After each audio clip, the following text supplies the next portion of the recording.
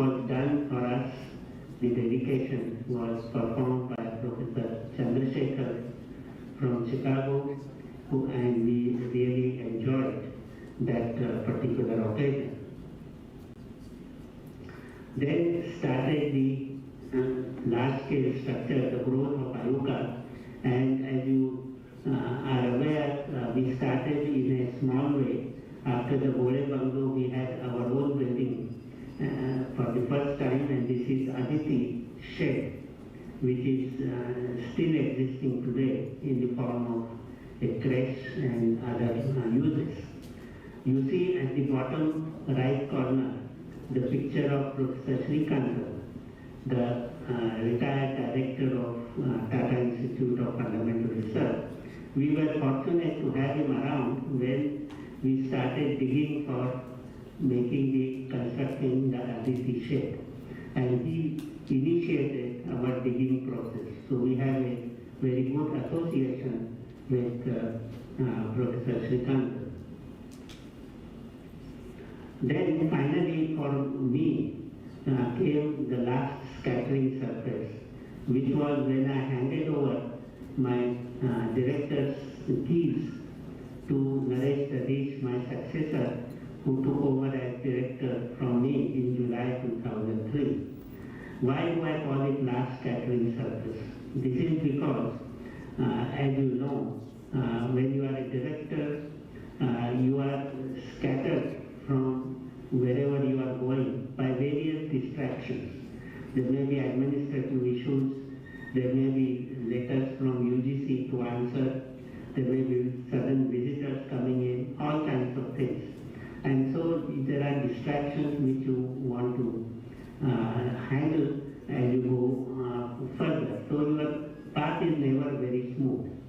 This is like the primordial photon, which in the early days, early times of the universe was scattered frequently, but later on, after this so-called last scattering surface, it began to move smoothly without any scattering.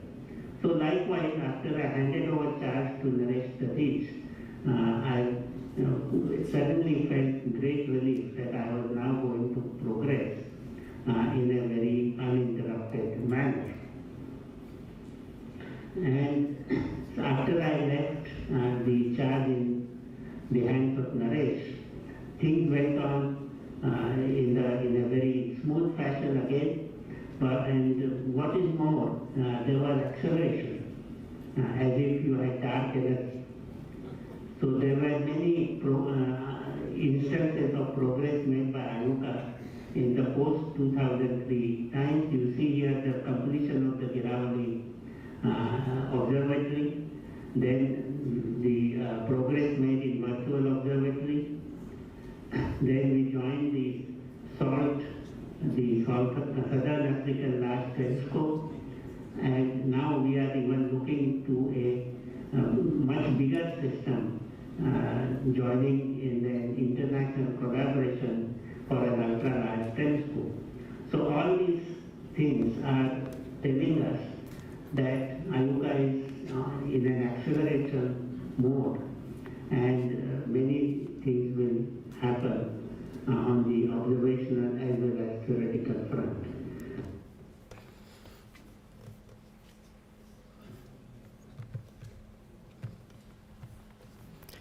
So we'll begin the ceremony of the memorial meeting now. May I request you to please make your mobile devices silent. I'm also doing that now.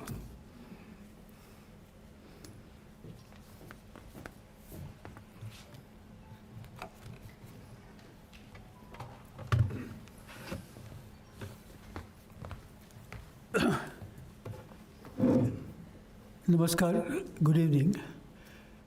It is usual when you have a meeting to welcome people who are there and to thank them for coming for this meeting. Now, I certainly will not welcome you because I know that all of us are here with a heavy heart and we would rather have been elsewhere. This is not the kind of thing that we are looking forward to. Because this voice you just heard and this very remarkable way of putting the progress of IUCAA, very characteristic of Jayant. And when I heard his voice, I just couldn't, and I just thought he's sitting here on the stage, okay? Sitting, standing. We have heard him so many times, all of us. Very difficult to believe he's no longer there. So he was there exactly 2 weeks ago, and then he had, as you all know, he had a minor fall, and then there was a middle order kind of surgery, but then something went wrong in heart condition, and he suddenly passed away. I had seen him just a few days before that, and we were in Hubli, and I got this phone call from our friend Mamta Wagh, and she said that Jayant is no more. It's totally unbelievable. Now, we are all gathered here to remember him as we knew him in his many different forms.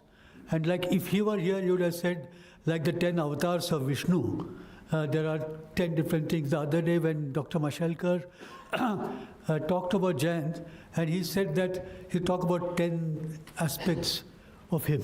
So like 10 avatars of Vishnu. Okay. So now there are about 10 or 12 speakers, and they will be talking about him. It's a very difficult thing to do also because, first of all, he's such a varied person, and what do you talk about? And then he also, he did not like ceremony. He was always understated. And then he has been very elaborately written upon. He's been photographed, films made of him. And he wrote about himself, he wrote books, he wrote stories. So everything is known. So what we have to do, each one of us, is to talk about things where he mattered to us personally.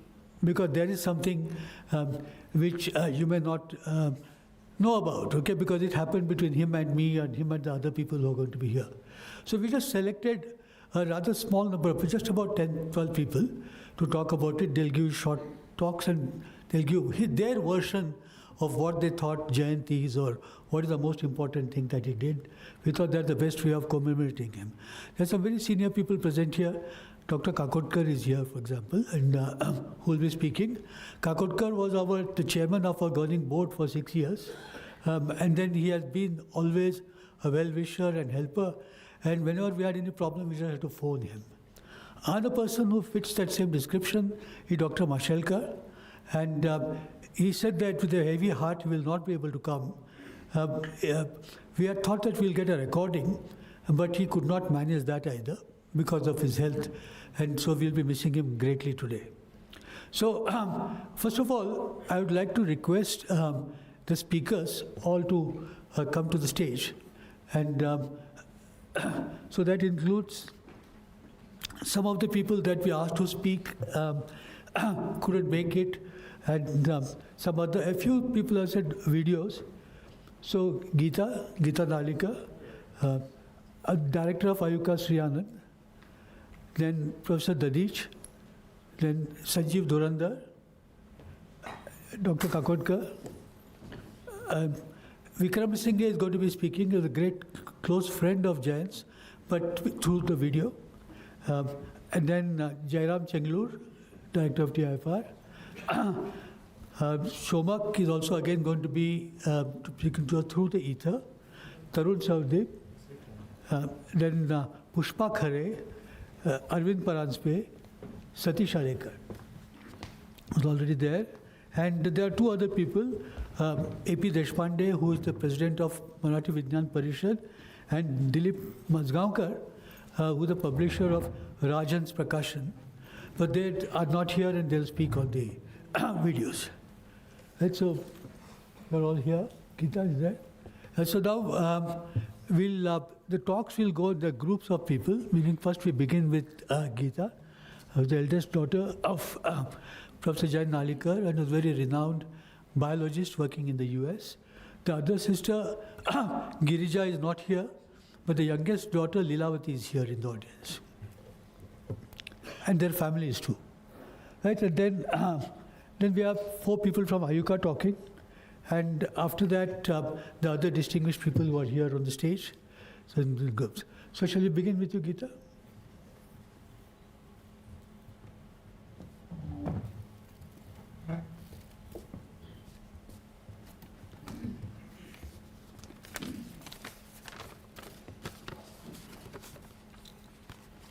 Thank you, first of all, to Baba's IUCAA family for organizing this event. I can imagine what he might be thinking right now. Why are you doing this for me? But we are doing it because we miss him, and we are going to be sharing our reflections of him, and hopefully that can help us celebrate his life more than mourn his loss. Hopefully you can all hear me in the back. Can you hear me? Great, okay. So I'll be talking on behalf of all three of us sisters, Leelavati, who's sitting in the back, Girija, who's in the US right now, and myself. And we put together our reflections on Baba's influence on us, and that's what I'll be sharing on behalf of all of us. Your father had a major influence on me when I was growing up. What is it like to have a famous father? All three of us have heard variations of these questions many, many times when we were growing up. The truth is that if it weren't for these questions, the occasional newspaper articles that we came across, or Baba's travels for accepting an award, we would not have known the huge impact that Baba was having on the world of astrophysics, or the scientific consciousness of Marathi and Indian society more broadly. This is because his behavior at home was that of a deeply engaged family man, not of someone flaunting his fame. So let us rephrase the question that the three sisters often got and change it a bit. What was it like to have Jayant Narlikar as a father?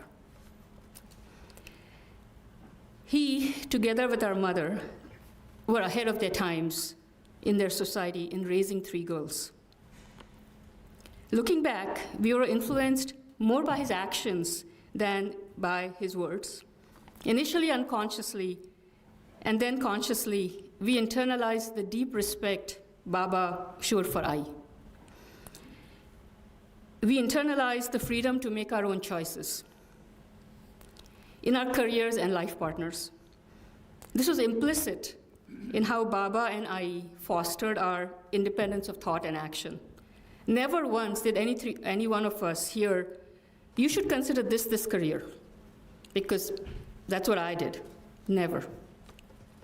What all three of us did see, then unconsciously and now in reflection, is how much Baba and I enjoyed the work they did. Doing research or teaching was not a chore. It was energizing to them. Baba's zest for life and his creativity was an integral part of his parenting. We now, on reflection, we see it now. What all of you have influenced in the scientific realm, we influenced at home. And for that, we are very grateful. This ranged from setting up puzzles for us to solve, for everybody in the family to solve, telling us stories using characters that we made up on the spot. We would make up all kinds of crazy characters, and he would weave them into a story that was engaging, fascinating, and novel.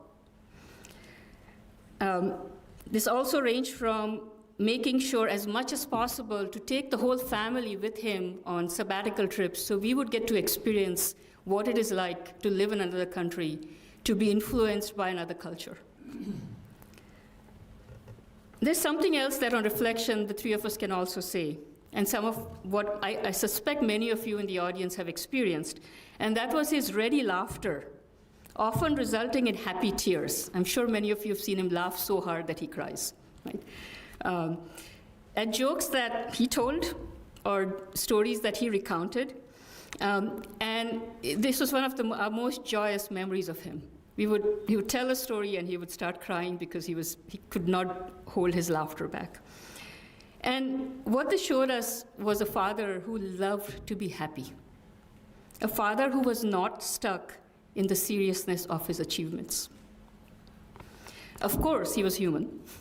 He got angry, as perhaps some people might mention. We will see. But his anger was rooted in certain expectations of being responsible. Leelavati remembers how Baba encouraged all sports activities. But when he realized that Leelavati and her friend were skipping college in order to play tennis on the IUCAA campus, both the girls got a taste of his anger. Leelavati's friend was especially taken aback because since then she had experienced his cheery hellos and his extreme patience with the high level of noise that Leelavati and her friends would make when her friends visited one Akash Ganga. Some of you are also probably familiar with how much Baba loved good food. Every trip to another city or country with him invariably involved us savoring a huge amount of local delicacies, be it street food or gourmet meals. Girija fondly recalls Baba enthusiastically introducing her children to the iconic Britannia Cafe for an authentic Parsi meal when they lived in South Mumbai. Even in his last few days, he made a farmaish for a full English breakfast, a pot biryani, and of course, chocolates and mango with ice cream. Living life to the fullest. Overall, living with Baba and I gave us an unimaginable education on how to be generative parents. This is just a very brief summary of what it was like to have Jayant Narlikar as a father. And he influenced us too. His parenting in collaboration with our IE prepared us to both meet the challenges of life and career with courage and an open mind, to enjoy the little things in life and never take ourselves too seriously.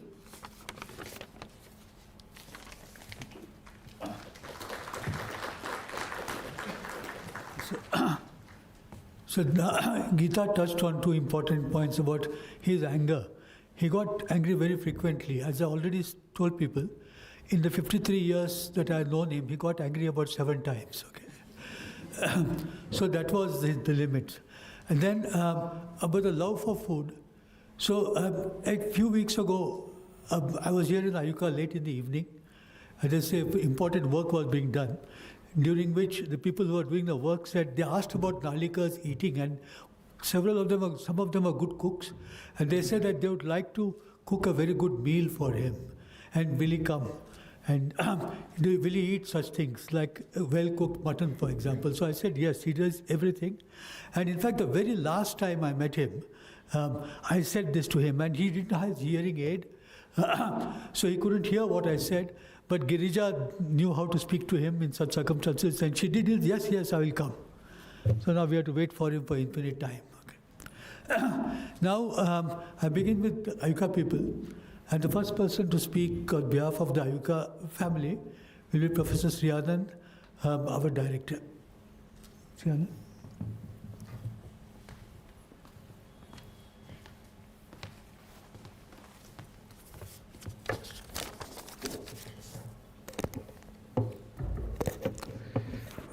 Good evening.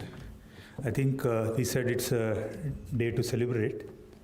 So we have been giving such talks often. So today I will confine to one sequence of events happened in my life, and then what I learned from Jayant.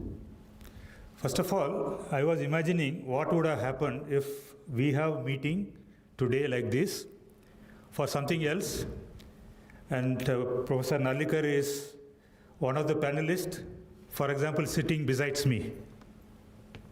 I can imagine that every 5 minutes he will be asking what is the score. Because you know that today is IPL final and he is very fond of cricket. It's not a joke. We have this academic programs committee, and Naresh and Ajit can vouch for it. Whenever there is a test match going on, one of the secretary will come with a slip to him just to tell the score. So I just wanted to briefly tell about my first interaction with Jayant Narlikar, because I was in Bhubaneswar. I think it was 2 months or 3 months down my PhD program, and he visited Institute of Physics. I think some of you will be remembering. And the arrangement was he was giving a 4 o'clock or 3 o'clock lecture, followed by a public lecture. So being a person coming from Tamil Nadu, I didn't know who is Narlikar at that time. I'm sorry to say this because that was my status at that time. So he was talking about quasi-steady state cosmology, and I was reckless at some stage because I was asking questions after questions after questions, and I could see that professors in Institute of Physics become more reckless. And in fact, person sitting next to me told me to keep quiet. Let him finish the talk. I didn't understand what is going on because I thought it is physics. I am having some doubt. I have to ask the question. So it was very difficult for me to control. Somehow I sit and then with slightly disappointed thing went out. And Institute of Physics in the entrance, we used to have tea and coffee served with this thing, and was standing in a corner. And Professor Narlikar called me. He said, like, who are you? And then he told me, like, I will tell you answers because your questions were too technical. I don't want to go there. And he spent nearly 10-15 minutes with me that day. It's amazing. Several people want to meet him. I got the privilege of him actually telling me all this. Then he asked me, what are you doing? And I said, like, what I am doing. Then he said that when Pushpa madam comes, he didn't say Pushpa madam, I have to say this. He said, when Pushpa comes to IUCAA, you should also come with her. This is what he told me. Even then, I didn't know who is this person. So I said, okay, I went back to my hostel. I was in Utkal University. Then all the friends from physics department, they want to go to the public lecture. So public lecture was held in the city center near the master canteen area. This is one of the biggest halls. So we went, we didn't get a seat to sit. And we were in one of the corners, you know that this kind of projection room, and we with some 20 people inside that projection room hearing him talk. And there are no space. Then only I realized, again I told several times, when you interact with him, you don't realize how big person he is. And that is the time I realized that probably he is a very big person. So then what happened after 8 months, I came to IUCAA. Again, he was sitting in having tea. Usually he comes exactly, I don't know, maybe 10:46 or something like that. And he will go by 10:53 or something like that. It will be all well programmed. And he has a way of drinking also. He will have this small amount of sugar, and which he used to sip it with this thing. So he was sitting there and asking, he suddenly recognized and told me, what are you doing here? I said, I come here. And he asked me what kind of thing you are doing. I just explained to him kind of, at that time we have written a paper, and I just told him this is the kind of paper we have just published in Astrophysical Journal. Then he said that, oh, my student is working on the same thing, why can't you talk to him? Then in fact he told that time, this is one of the 3 people you saw, Debi Prasad Duari, and he told like, Debi, you give papers to Anand, that paper, and he told me, can you just go through the paper and give your comments? Can you believe this? He is the professor, right? He's a professor at very young age. He's a well-known cosmologist. I don't know cosmology at that time. I was doing little bit of this thing. He gave the paper to me to go through and give comments. I still remember rigorously going through and writing 2 pages of comment. Debi, I hope if he's listening, he will know. I gave very detailed comment to Debi. Debi looks at it and said, okay, we will look into it. And he forgot. I think it's a kind of... Next day when we were in tea table, again Professor Narlikar asked me what happened. I said, I have given a detailed thing to you. He said, okay. He asked Devi, you arrange a meeting. So I remember sitting in this office where I am sitting now in one of those corners. These are the pictures you remember. And he asked me to go through each and every point. And I was a reckless person. I don't have any kind of respect or disrespect when you do physics. I was just telling, this is wrong, this could not be done, you should have done like this. He was patiently listening to me, and he was asking counter questions to everything. It was supposed to be 10 minutes, I think it went much longer. So afterwards, we moved on, and next visit I came, Professor Narlikar told me, it's good that all the comments you give, this is the same comments we received from the referee. Are you the referee, he asked me. So no. So the story is, a person coming from university gets so much respect in IUCAA, and you feel it is your home, and that is the tradition set by the founder-director. And I think it is our responsibility to make sure that every visitor have the same feeling, and I think this is what I want to say related to this. And since it is related to Narlikar, one should not take more time than what is allocated to you, because you would not have done that. So just I will list 5 things which I think I learned from him. Do research on whatever things you like. This is his thing, but it is not unique to him. I would say that all of us do this. So if you just say that I will do what I like, I think you are a standard scientist. The second point is that let others around you also follow the same. the sense that people around you can do anything which may be against you, but you should not, you have your rule, one rule for you, and should not have other rules. So clearly, lot of Big Bang cosmology results came from this institute when he was the director. It would not have happened with normal human being, because they would not have let, I keep joking, a Hubble constant 70 and Hubble constant 60, they fight with each other. Okay? But he is the proponent of opposite theory, but still it was encouraged. As much as possible, please use your time efficiently. I think it's very difficult. This is the thing, even now I may overshoot a bit. Lastly, convey your scientific excitement not only to your colleagues, but to the general public. Because ideally, they are the ones who are funding you. I think it is, if you are doing really high quality science, it is your duty to convey this excitement to public. Lastly, please don't take it wrong. I learned one thing from him. It is so simple, but it is not followed by most of us. Reply to all the mails you receive. Because you will be surprised, even few weeks back, somebody wrote something to him asking some contact person in IUCAA, and if you read it, I can tell you, we would have simply ignored it, because you can clearly see that this is not the kind of thing you would like to follow. But Professor Narlikar replied to the person, and he marked a copy to me saying that please follow it up with Professor Srianand. I have no other way. I have to get in touch with this person and do this. I feel that this is the most important thing. Any email you receive, please reply. And I can tell you it is a very difficult thing to do. Thank you very much.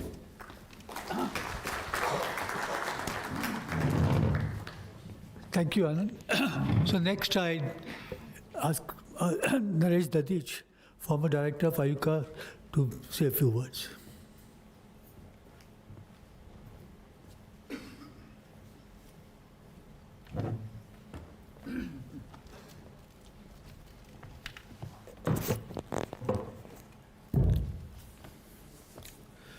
Jayant, as usual, has made my life easier and simpler. Because before coming here, I was wondering what I'm going to say. But then he gave this IUCAA cosmology. So I have a story to tell that what happened pre-Big Bang. So pre-Big Bang story starts. This was 88, so that is 87, June 87, we had a National Organizing Committee meeting for the ICGC, International Conference for Gravitation and Cosmology. The series started by Jayant, and that was the first thing. So there was a meeting in UGC held, where all of us were there. At lunch, he comes to me and tells, tell your vice chancellor that he would like to join the physics department as a professor. Then I said, wait, let's talk something else. And that's when I told him that, yes, we can start something.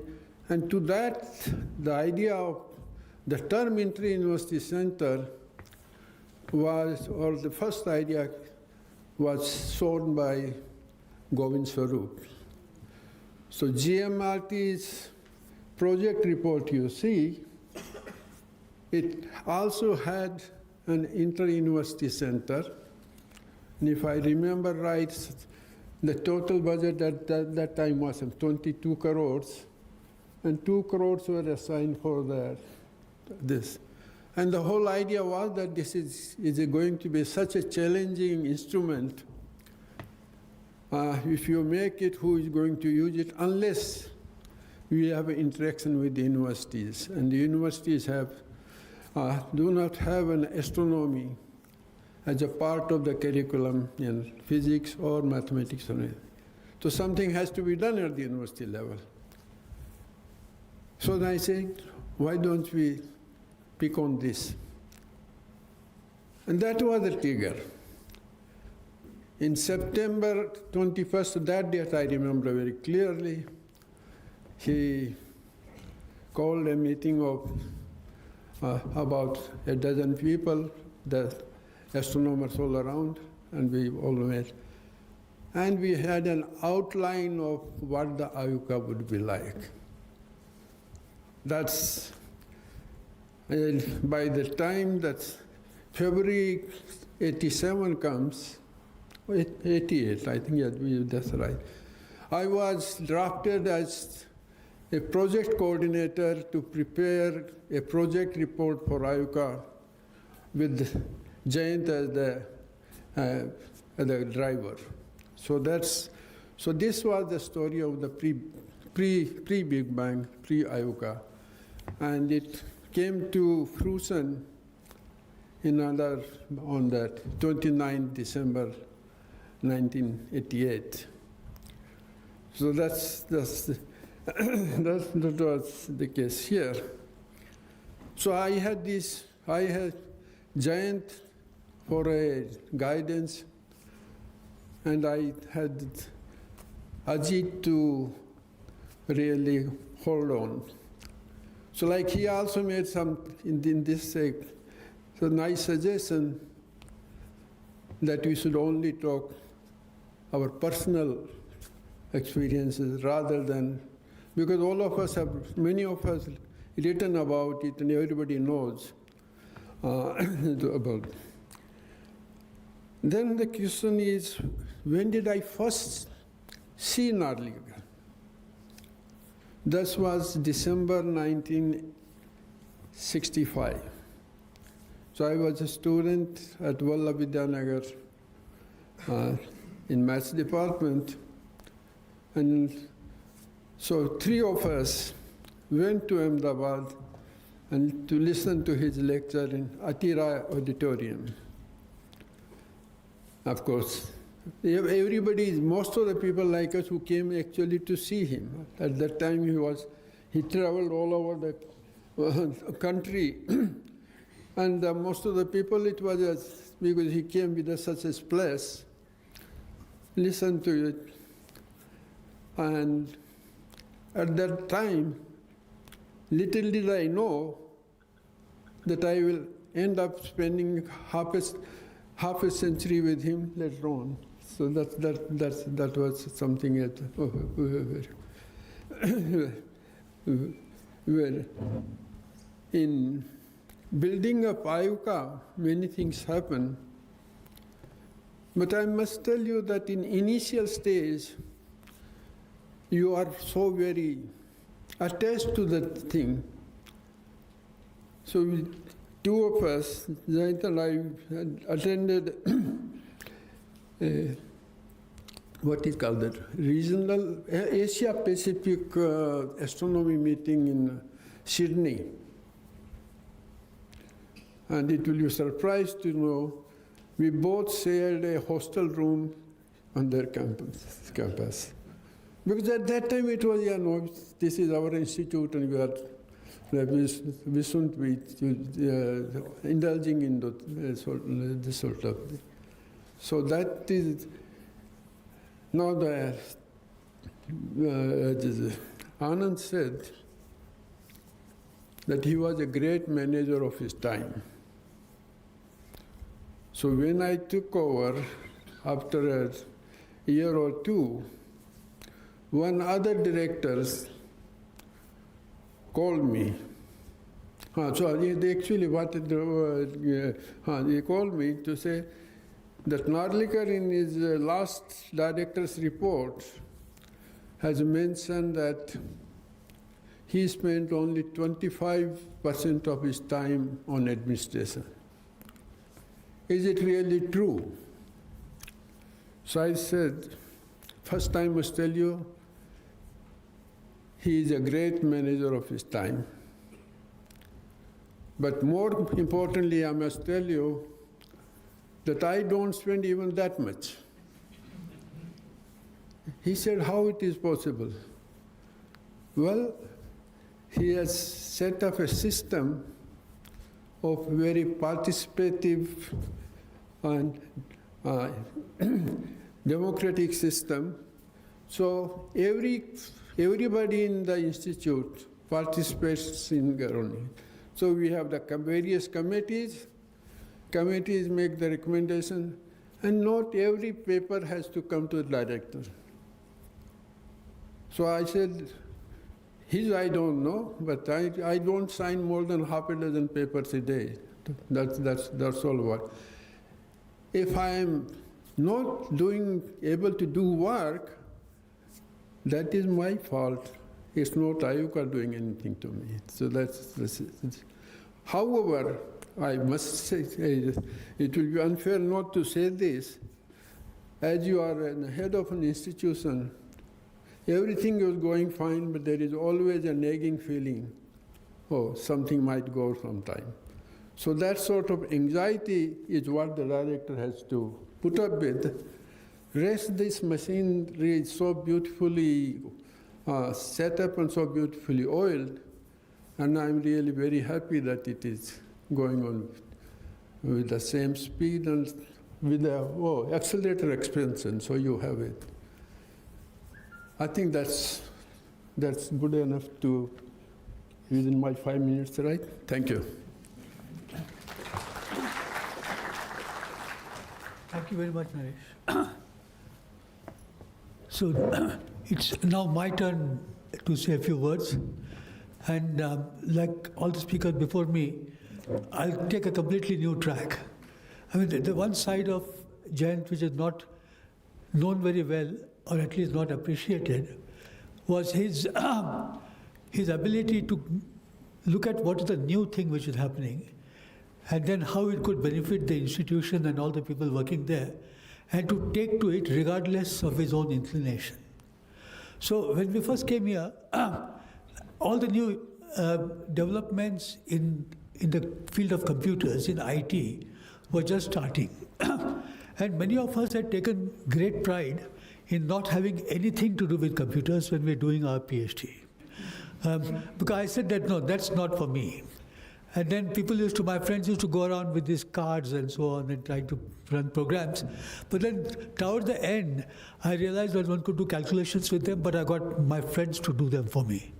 So when we came here to IUCAA, then we needed computers. We knew that we needed them. And I was the least ignorant person. So we decided that we should do, and like everybody else, I thought we should buy a huge machine. It looked very nice, a new institute with a large computer.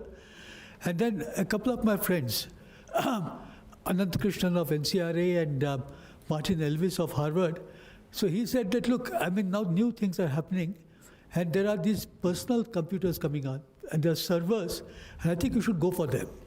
So I told that to Jayant, and Jayant, see, he was also, he could really grasp the importance of this thing. He said, yes, please go ahead and do that. Okay, so let's have good computers, let's have good servers, or whatever you call them. And then it was extremely difficult, because first we had to get permission from the Indian government, and for which Jayant, Naresh and I went to Delhi, took an auto and went to the electronics department at the time. And of course the people there were completely overwhelmed to see him. And then they said, yes, we'll do that for you. We told them the new institute and so forth. And then they said, fine, we'll do it. It used to take them many months to give you an import clearance.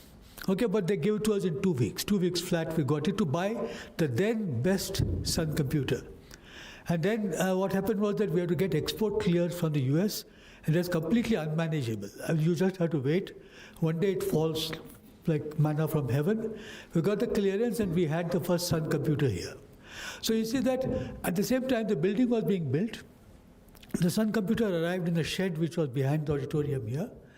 And then we decided that let's have a network here to let all the computers, we put computers all over and network them.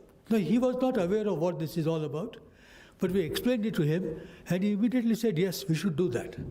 And then we put the network, buried all the wires in the ground, and by the time we finished the building, the nature of the network had changed completely. So then we had to rewire the whole thing. We couldn't dig up the ground, we had to rewire the whole thing. And it just went on and on like that. And then the internet came on, And so you see, most people in IUCAA don't know, for example, that the first web page in the country was the IUCAA web page. Okay, and then when it went online, immediately a couple of hours, somebody from the US sent a message, oh, India is now connected at last. Okay. Now I think that we should have made a plaque or something. We never did that. So you see that then what happened was that there was another turning point. Something called the virtual observatory was beginning to take shape. I told Jayant that, look, this is a very important thing. We should be participating in it. We need money for that, but nobody is going to give it to us. Like if I had sent a proposal to DST, they would just laugh me off the wall. Okay. So then Jayant wrote to Pramod Mahajan. And he said that, look, there's this new project which we want to do. So would you support? Pramod Mahajan said yes. And he gave us the funds. Then I contacted Anand Deshpande, who is here in the audience, who was just setting up a small company at that time. And I believe he had 300 people working in the company. And he said that, all right, I'll give you 6 people. We are 2% of his workforce, free of charge. So then we had this marvelous virtual observatory project, and then it went on and on and on. And I believe that even now, IUCAA remains quite in the forefront of all the IT development, data science, now AI, and he was extremely supporting of all this. He could easily have said that, look, boys, we are all theoreticians. We have worked for centuries without all these aids. Unless you can do calculations with your hand, you shouldn't be here. Okay? He could easily have said that. But he did, and he participated and encouraged, and most importantly, enabled all these developments. So there was a time when we used to have, we were the only people in Maharashtra outside Bombay who had email. We set up an email network. Various people used to come here. I remember Anand used to come here occasionally to send email because he didn't have other access to it. And then we became an email center. And that slowly morphed into very, very large projects.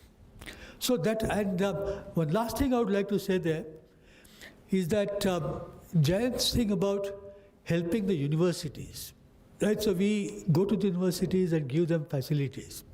So what happened was that I suggested to Jayant that why not we give them email? Because email was not available at the time. You had to get a PC and then you had to get a connection which cost quite a lot of money.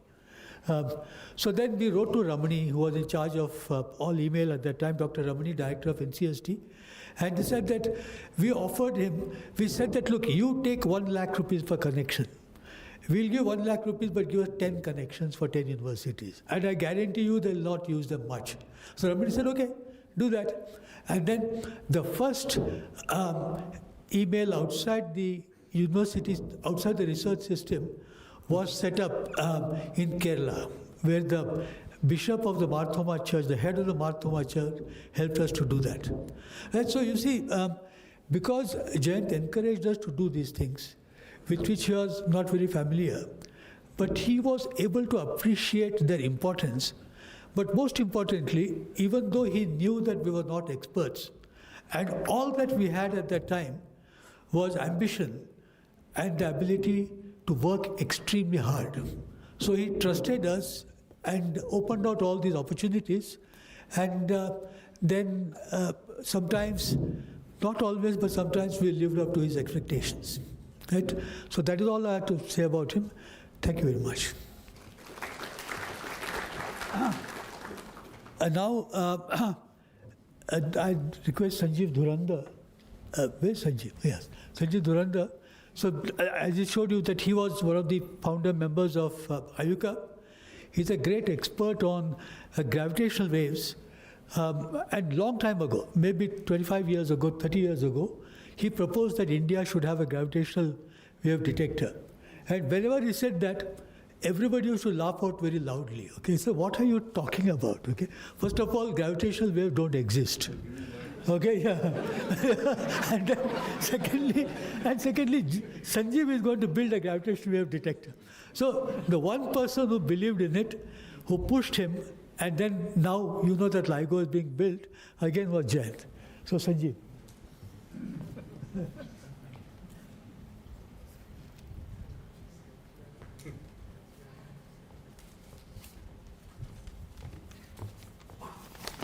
Yeah, thank you, Ajit, and thank you for giving me this opportunity to talk here on this occasion. Yeah, so we gather here today to honor and pay respects to the life of a truly remarkable individual, Professor Geeta Narlikar. As we reflect on his life and legacy, we feel a deep sense of loss, but also immense gratitude for the profound impact he had on all of us. So Professor Narlikar was a renowned cosmologist and is clearly among the greats in science. So he is identified. So what I'm going to talk about mainly is that he's a many-faceted person. So he was a very faceted person. So there are many aspects of his. I mean, one thing that he was clearly among the greats in science. He was a great scientist. He was a great teacher. He was a great popularizer, books and all that. There are so many things. Now, I can't talk about all those things. So each of them, he scored a lot. So one could say that he hit sixers. I think there was a talk by somebody here. And he said that on every parameter, he hit a sixer. He scored a 6. So I'm going to talk about his first sixer, okay? And basically about that. So Narlikar is identified by his steady-state theory and quasi-steady-state theory, etc. Although these theories did not find favor with the mainstream, they illustrate a serious and sustained campaign to explore and implement the Machian idea that the inertia of a body arises because of the rest of the bodies in the universe. So this was the Machian idea, and the fact that for the last 2 weeks I've been writing this article for Resonance, okay, the Indian Academy of Sciences, and I have to basically give a commentary on his first paper, or first 2-3 papers. I think I'm well up in this kind of thing. So Anil Kakodkar actually proposed a new theory of gravity, which extends the Wheeler-Feynman absorber theory of classical electrodynamics to a Machian theory of gravitation. So this was in 1964, okay? So that time I was 12 years old. And my grandfather was there, my parents were there telling me that look at what Narlikar has done. And this is the kind of thing which people should do and so on. I mean, this is the right kind of thing. And so he was, in fact, he became a hero overnight everywhere basically in India and also in Maharashtra, and especially in Maharashtra. So this was 1964. Now coming to 1965, I was still in school, and we had a teacher. Okay, so one maths and science teacher, his name was Contractor. So we used to call him Conti. Okay, so this Conti, he used to say, "Sonny, you must aspire to be like Narlikar. Okay, you must be like him. Keep him as your idol. Okay, we have Homi Bhabha, we have Narlikar. These are your idols, and this is the thing you must keep in mind." So from that day onwards, he was my hero. So he was my hero. I used to think I had 2 heroes in this thing. The other hero is not relevant here, but but this is one hero. So I'll talk about him. So this is Narlikar, and I used to dream about him. I used to basically say that I had this dream of talking to him one-to-one, discussing science with him, and even playing cricket with him. I used to think of him bowling to me and so on. Though that time I used to be interested in cricket also. So it was a big thing. For me, that time it was a big dream for me. And this dream came true. It was 1975. 10 years later, I was sitting in his office, okay, in Tata Institute of Fundamental Research, and he was explaining to me some particular problem. In fact, he had given me a problem to solve, which I could not do. For about a week, I was struggling with it. And then after about a week, I went to him and I said, I can't do it. And he, on the board, he did it in about 15, 20 minutes. I was surprised. I was just awestruck that this could be done like that. And I knew why it was so. It was all because of my own stupidity. It is just that I didn't know. I was mindlessly doing that problem without really thinking what has to be done. Okay? So he actually showed me, just by example, showed me what are the important things. What are the things? And then I was very amazed by the way he used to explain science.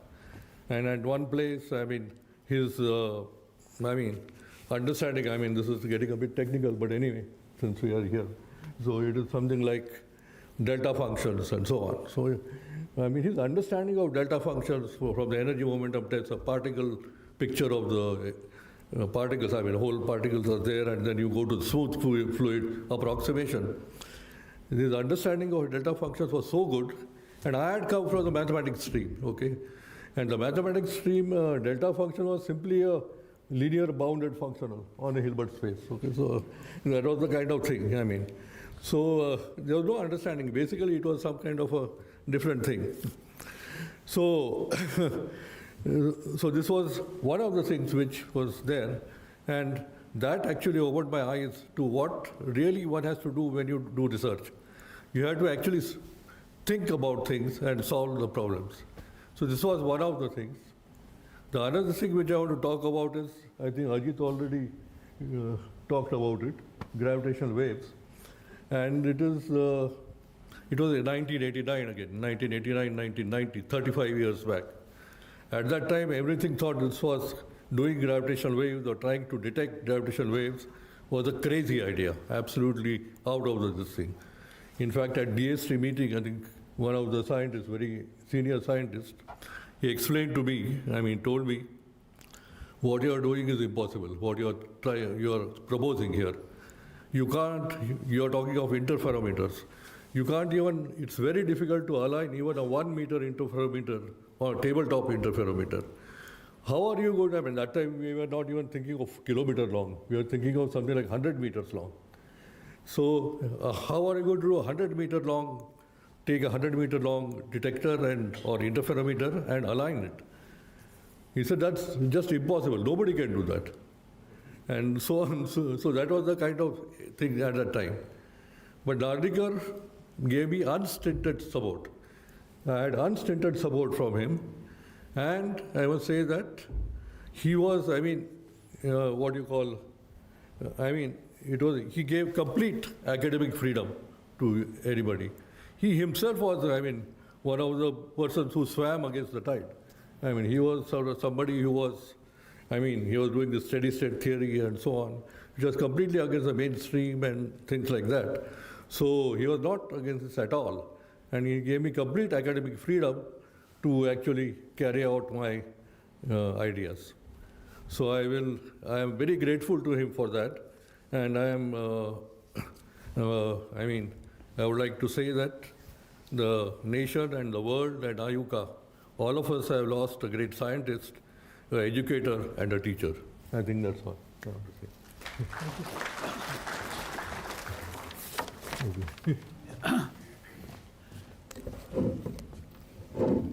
Now it will be turn of Dr. Anil Kakodkar to say a few words. Kakodkar has always been a friend and mentor to us, but for 6 years he was the chairman of our organic board, and during that period he was also the chairman of the Department of Atomic Energy. So he used to be incredibly busy, but we used to just call him whenever we felt like it, and say, come to Pune, and then he used to come to Pune. So sometimes I was mystified, how does he find the time? But then he once explained to us, he said that ita mi koni special nasto. Mala ita basun vichar karala gappa marala वेळ मिळतो. म्हणून मी इथे जातो. So, but there he made one big mistake. He said that he was not a special person. He was a very great special person for us. So we particularly asked him to join this meeting. He has come all the way to Bombay and he'll be going back now at night, which is the way he generally operates. And I request him to say a few words.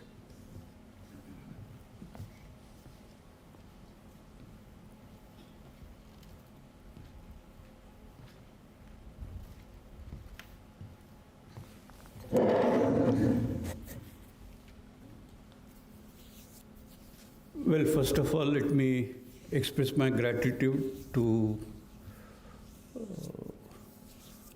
IUCAA and particularly Professor Kembhavi for this opportunity for me to be here.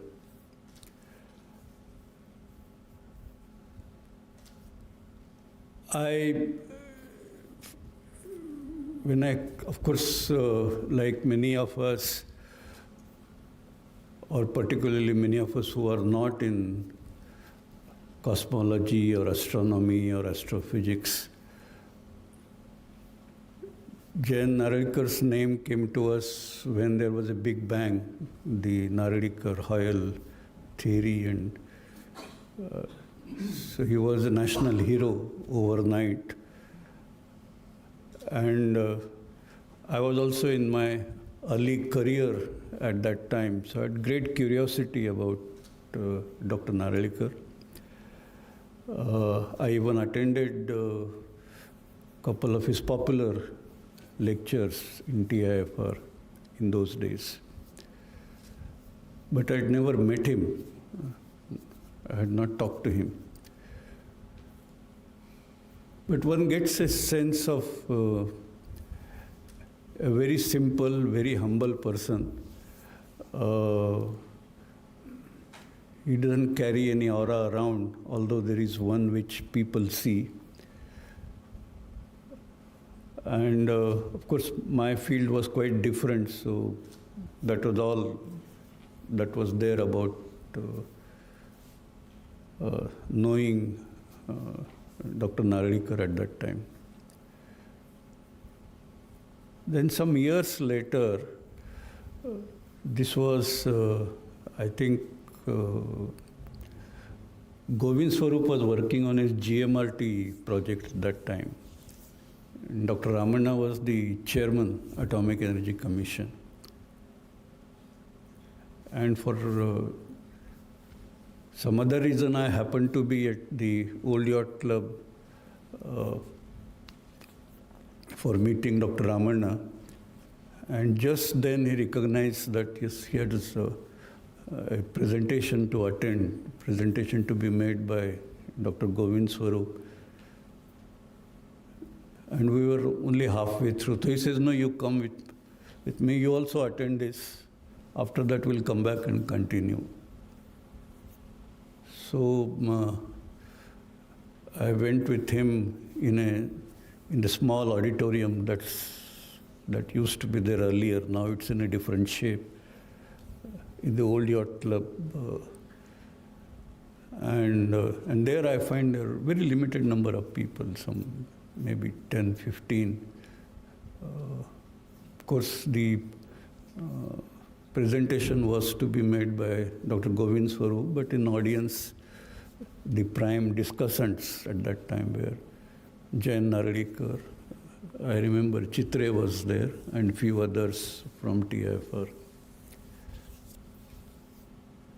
And of course, this was on GMRT. But soon, after the technical part of the presentation, it turned into how one would build it, what will be the institutional setup around, and all related things. And that was the time I heard Dr. Narlikar, because he had his own ideas about how such programs should be initiated and carried forward. And for me, from a completely different perspective, it was interesting in the sense, although I had little interest in the subject they were talking about, but the aspect of institutional building is something that that did make a deep impression on me. And then, of course, the life went on. I did meet Dr. Narlikar occasionally, but it was more like public meetings or his lecture and things of that kind. But then came, I don't know which year it was, but one day, I think it was Dr. Narlikar and Naresh, Dadhich. The two descended in my office in... You were also there? No. Just the two of us. Just the two of us, yeah. And they descended in my office in Trombay and said that I should sort of be a part of IUCAA as the chairman of the governing board. And that is the time in fact, I had a lot of hesitation. And I did interact with Dr. Narlikar at that time to sort of essentially to do a reality check about myself, whether I am the right person, whether I should get into this at all. But that was very comforting, talking to Narlikar in terms of... And I found, I don't know, all of you may have a very different experience, but I found him to be a person of very few words. All our conversations would be over in not more than 5 or 10 minutes. But it was kind of... his suggestions would come with great clarity, and the yes and no was a very simple matter, interacting with him. And then, of course, there have been several times I came to IUCAA, and then more meetings. I could understand him. Of course, understanding him as a scientist has been always beyond me, but I could understand him as a person. Later, I also started taking interest in Marathi Vigyan Parishad. And he had played a much deeper role in shaping Marathi Vigyan Parishad. He was actually a trustee much before me. And he has been taking interest in Marathi Vigyan Parishad. In fact, there are a few meetings we attended together. And so that was another dimension of Dr. Narlikar. So all in all, I think if one were to define a leader,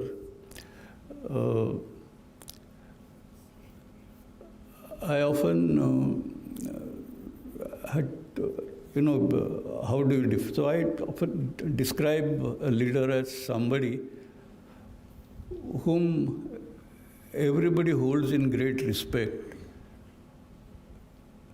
but at the same time, they all feel great freedom in doing things for themselves. And so in a crowd, if there is a leader sitting, normally you would find majority or the large number of faces towards one person. They will focus on somebody and you can make out that that's where the leader is.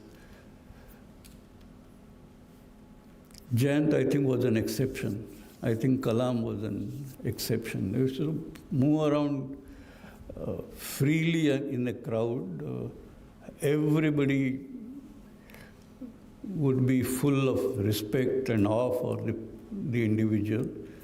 But at the same time, the atmosphere will be so relaxed, so free. And that's the impression I have formed about it. And there are many things to learn from his personality in terms of conducting oneself in life in a manner where, people recognize you as a leader. You never exert to be one. And that was, again, an important learning experience for me. So I think I'll stop here, but to express my most humble respects to the memory of Dr. Jayant Narlikar. Thank you.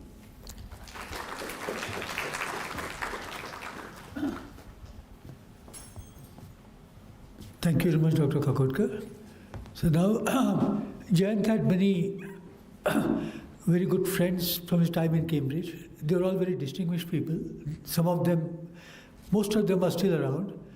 And they set up, each one of them set up a new thing in astrophysics and developed it over the coming decades.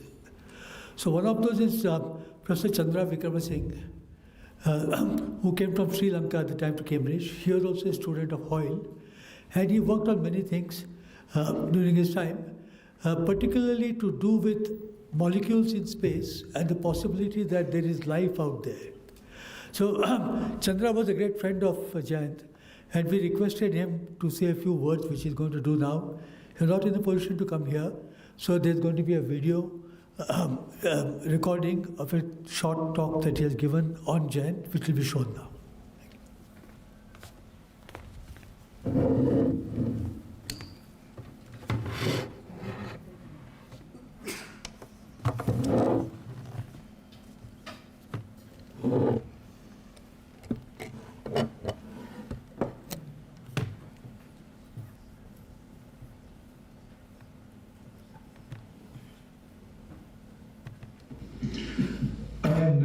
Jayant Narlikar for a full 64 years.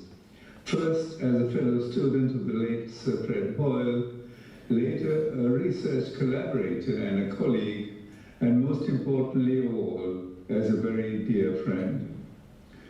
From 1966, after Jayant's marriage to Mangala and mine to Priya, our lives of our two families became very closely intertwined, especially in the first 6 years of our marriages.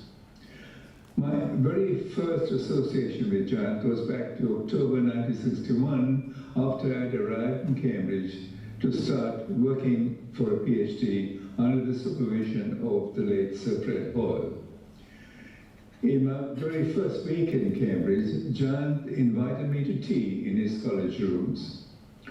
Over cups of tea, we talked at length about our common backgrounds from two neighboring countries in the subcontinent, about our fathers, my father and his, who were roughly contemporaries in Cambridge in the 1930s, both securing the highest honors, B-star anglers, they're called, in the mathematical chapels, and both boasting of a connection with Fred Hoyle's erstwhile predecessor in the Plumian professorship in Cambridge in the 1930s, the legendary Sir Arthur Eddington. Remarkably, however, I do not recall talking science as such at this very first meeting with Jayant. All that and our very close scientific collaborations and our long friendship were, of course, to follow. Jayant's passing leaves a great void in my scientific as well as in my personal life, and I feel very emotional today in noting that his last scientific papers published this year in the journal Current Science were joint papers by Jayant and myself. At the start of our long research careers, Jayant's research projects and mine could not have been further apart.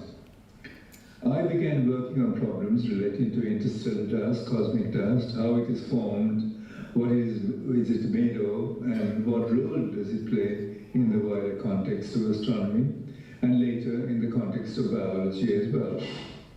Jayant, on the other hand, began to work on perhaps the hottest topic in astronomy at the time, the question of how the universe began.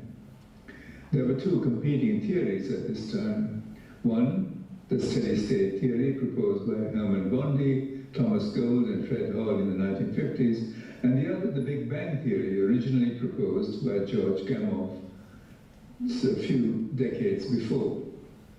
The steady-state theory asserted that the overall average properties of the universe must remain the same at all times. So the expansion of the universe then must be compensated by the creation of new matter. The Big Bang theory postulates that the universe originated in a gigantic explosion, a Big Bang, at a definite moment in time, 13.8 billion years ago. 13.8 billion years ago is just 3 times the age of our planet Earth. Well, in the 1960s, my conversations with Jayant made it amply clear that this decade, the decade of the 1960s, would be a turning point or a watershed for cosmology. And a fierce conflict ensued between the steady-state theory of Hall, Bondi, Gold, and Narlikar, and the rather Big Bang theory of the earlier years, and this conflict was set to begin in a big way. Jayant Narlikar was destined to be a brave soldier and eventually a hero in the great battle that ensued. At the time, of course, there were no winners or losers, and a stalemate, Big Bang versus steady state, seemed to have ensued. But be that as it may, modern observations in the last weeks or months with the James Webb Telescope are revealing fully formed galaxies that are far too close to the Big Bang for comfort. So this new data from James Webb Telescope is clearly going in the direction of proving Jayant's ideas of a universe with an open time scale, a sort of steady-state universe, perhaps an oscillating universe, and also of the types that have been discussed by Jayant, Fred Hall in the 1960s, and later also discussed by Roger Penrose. These theories, I think, will come out trumps before long. Jayant and I began our first scientific collaboration with attempts to explain the cosmic microwave background, newly discovered in the mid-1960s, on the basis of the thermalization of starlight by interstellar dust. Our collaborative efforts in this direction continued through the 1970s, whilst Jayant and Fred Hall were working out more detailed models of cosmology within the framework of the steady-state universe. The seemingly insatiable appetite for denigrating a steady-state cosmology of any type, often on the flimsiest evidence, still puzzles me. I cannot help thinking that the reasons for this have a deeply cultural basis. As Fred Hall once pronounced, and I quote, "Questioning the first page of Genesis is always beset with hazards," close quote. My own work on interstellar dust began in 1960 and led in the 1970s to the problem that was connected with cosmology. Through a long series of publications, Fred Hall and myself and my few colleagues arrived at the conclusion of a cosmic panspermia being the correct answer for the origins of life. And of course, it goes without saying that these improbabilities of origins of life were of such a super-astronomical magnitude that a universe with an open time scale seemed absolutely imperative. There's no way in which one could explain life except in terms of an infinite universe with an open time scale. At this point, Jayant Narlikar and I entered into our second phase of collaboration, and this culminated in experiments carried out under the auspices of Israel, leading to the discovery of microorganisms entering the Earth at a height of 41 kilometers. This work established the continuing connection of the Earth and biology on the Earth with microorganisms entering our planet at a huge rate, at a terrific rate of tens of tons of bacteria falling every single day on every square meter of the Earth's surface.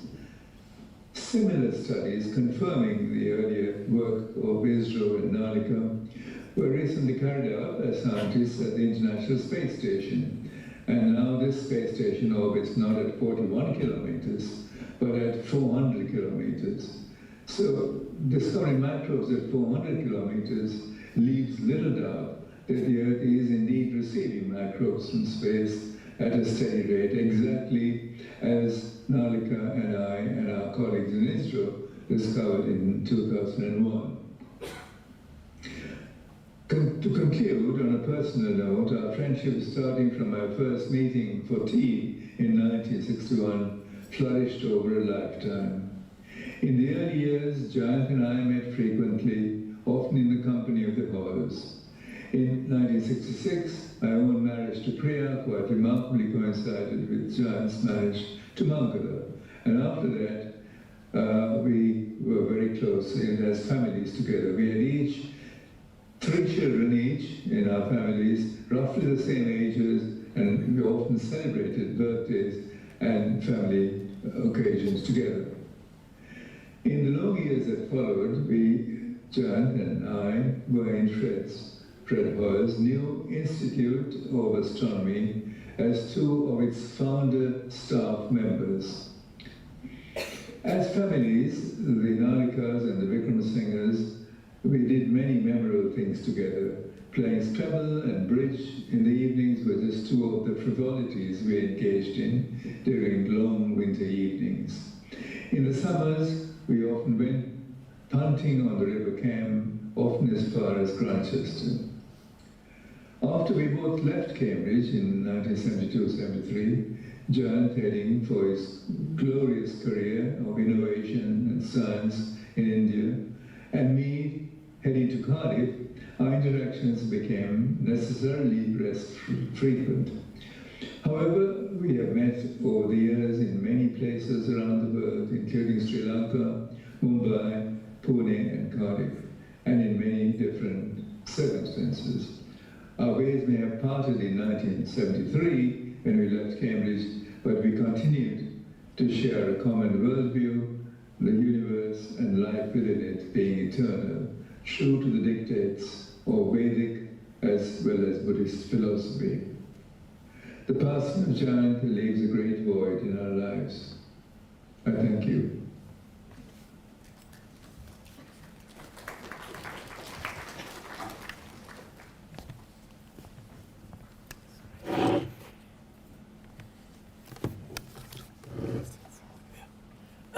Thank you. So, I will send Professor Wickramasinghe thanks on all our behalf after we finish this meeting. Unfortunately, he couldn't be here. So now I request Professor Jayaram Chengalur, Director of TIFR, to say a few words. Jayaram, of course, used to be just across the street from us in NCRA, and then he went off to Bombay to the institute where several of us have come from.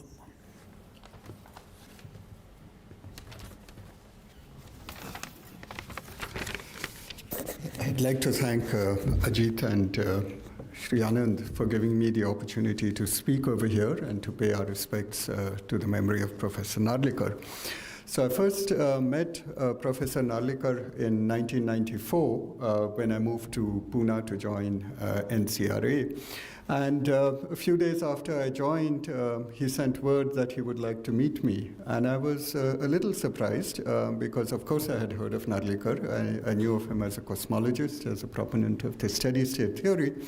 And that was, although I was also an astronomer, it was about as far away from the kind of things that I worked in that one could imagine. So although I had a PhD in astronomy, I actually came from an engineering background. I'd spent much of my life living at radio telescopes, doing hardcore radio astronomy kind of things. And I couldn't imagine why somebody with a cosmology background would want to talk to me, particularly, given that I've just joined and he probably doesn't know a whole lot about me. We've heard, of course, now from both Srianand and others that, although Professor Narlikar was very clear about his own research interests, he was also very nurturing and very broadband about the kind of topics that he wanted to hear about and, the kind of things that he thought should flourish in the country. So, when we met, it turned out that he had some ideas about what I might perhaps be able to do together with people at IUCAA. And it was a relatively short conversation. I think we may have spoken no more than about 5 or 10 minutes, but in that time he made very clear what he thought perhaps could be done by me together with other people at IUCAA. Unfortunately, that finally didn't work out, but it really sort of, gave me an idea about the kind of person he was because, even though he didn't come from the kind of background that I did, he still had very clear ideas about what it is that he thought maybe could be done by me working with other people. From time to time also, I was invited for some, as a guest to some faculty meetings at IUCAA, particularly when they were hiring people where they thought that my views and my experience might, help inform their decision. And one of the things which really struck me at those meetings was the way in which Jayant conducted them. So, there would be all the faculty sitting over there and all of us, all of them, and then me as a special invitee would express our views. Jayant would be typically silent through all of this. He would hear all of us out, but at the end, he would give a very crisp summary of what he thought all of us had said, and then a final conclusion about what could be the way forward. And I actually have always found that very influential, that you do actually hear everybody, you sort of absorb what they have said, but you don't leave it at that. At the end, you do try and put, get everybody to a final conclusion so that there are action points and one can move forward. These are the two things which I really carry in my mind immediately when I think about Professor Narlikar. But being here today on this occasion, although we've, as Ajit said when we started, that there's a lot of material written about Professor Narlikar, both by himself and others, and these are all things that probably all of us know. I did think it would be appropriate for me to say a little bit about Professor Narlikar's time at TIFR, and I felt it would be appropriate when we are celebrating his life to also say a little bit about that. So Professor Narlikar returned to India on the invitation of the Prime Minister, and more specifically, he was offered the position of a full professor at TIFR by the then director, Professor M.G.K. Menon. And TIFR was his home for a very long time. He joined in 1972, and he remained there until 1989 when he moved here to set up IUCAA. And he had, of course, a very profound influence on the development of the theory astrophysics group at TIFR. He also, of course, continued his own research in cosmology that started, as we heard, when he was a graduate student working with Professor Fred Hoyle. And at TIFR, he continued this work, where he, along with his colleagues, began to confront observations, particularly observations of radio source counts, observations of the angular size variation with redshifts and so on, with the steady-state theory. Along with Professor Wickramasinghe, from whom we just heard, he also explored non-cosmological contributions to the microwave background radiation. And along with another colleague of his at TIFR, Professor Chitre, he did propose that gravitational bending of light could be responsible for some of the very long baseline observations of superluminal motion. And this was an idea before its time because gravitational lensing, which is now very well accepted, had not yet gained widespread acceptance. During this period, he also mentored a large number of students who went on to become the who's who's of Indian astrophysics, including Professor Kembhavi, who is here today, and Professor Padmanabhan, whose untimely loss is still strongly felt by the community. And as we all know, science communication and outreach was something that was always important to Professor Narlikar. While at TIFR, he describes giving the first of a series of public talks that was organized then by Professor P.V. Ramanamurthy. And incidentally, this tradition of giving public talks continues at TIFR, not just on the Colaba campus, but across all campuses of the Institute.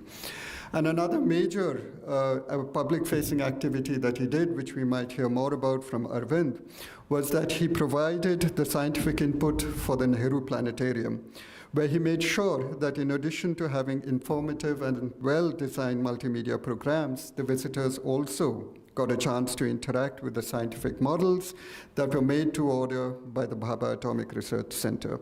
So this, I think, is one of the many places where Professor Narlikar's vision and initiative has had a very lasting impact. Teaching was also something that was very close to his heart. At TIFR, he offered some of the first courses on general relativity and cosmology. These were very popular, not just with the graduate students, but also with the staff. And another thing which occurred over the period of time as he was teaching in the TIFR graduate school was that he became increasingly aware that there's a widening gap between the kind of training that you would like to have for undergraduate students and the actual kind of training that they were being offered in this country. And so he felt that, that it's important to do something about this. And he, along with other colleagues at TIFR, launched the TIFR Pune University program, which was a special MSc program taught with many courses taught by faculty of TIFR. Unfortunately, that program did not last long, but it actually trained a very large number of, a modestly large number of, of people who've ended up doing very well in science, including my colleague, Professor Nasim Kanekar. But I think also that this initiative, along with others, sort of played a role in highlighting the importance of undergraduate education in sustaining a high-quality research ecosystems. And I think it is initiatives like this by Professor Narlikar and others which finally moved the needle on the need for India to have high-quality undergraduate programs if we were to sustain in the long term high-quality research. I could go on, but given the constraints of time, I'll stop here. I hope I've sort of spoken a little bit about Professor Narlikar's contribution to both TIFR and the astronomy community, and I would like to take this opportunity to express our gratitude for his many contributions. His loss is keenly felt, and our deepest condolences to his family and colleagues. Thank you.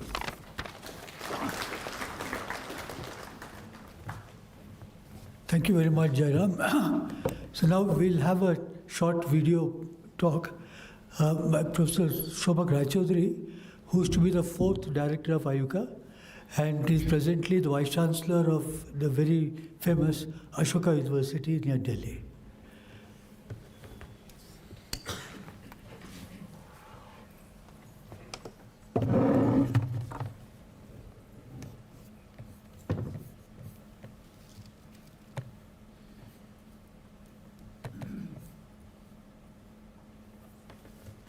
Professor Geeta Narlikar was a father figure equivalent to me. I'm very saddened not to be able to be with you when we are remembering him today. For the world, he was a legendary astrophysicist, a founder of modern cosmology in India, and a fearless challenger of various dogma and orthodoxy. He was not just a scientist of rare brilliance, he was a presence, a mind, a teacher, and a friend. And now this absence of him will take a very long time to understand. I grew up learning from Jayant's books. First, The Structure of the Universe, which I got at a very early age. That was the first astronomy book that I ever had. Then the delightful science fiction English versions that appeared at the Illustrated Weekly of India. And then I read more and more of his work, and finally had a chance to meet him when I was an undergraduate and he was visiting Professor Rajhans at Presidency College. His presence always left a mark always. And over the years, I came to see that I was not the only one.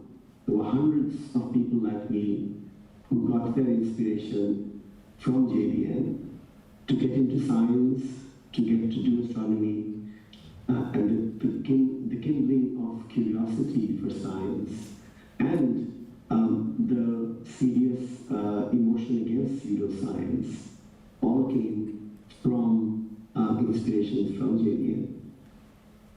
This was a kind of a quiet revolution that he led on his life, turning people, young people, their minds towards science, not through slogans or gestures, but through example, through generosity and clarity of vision.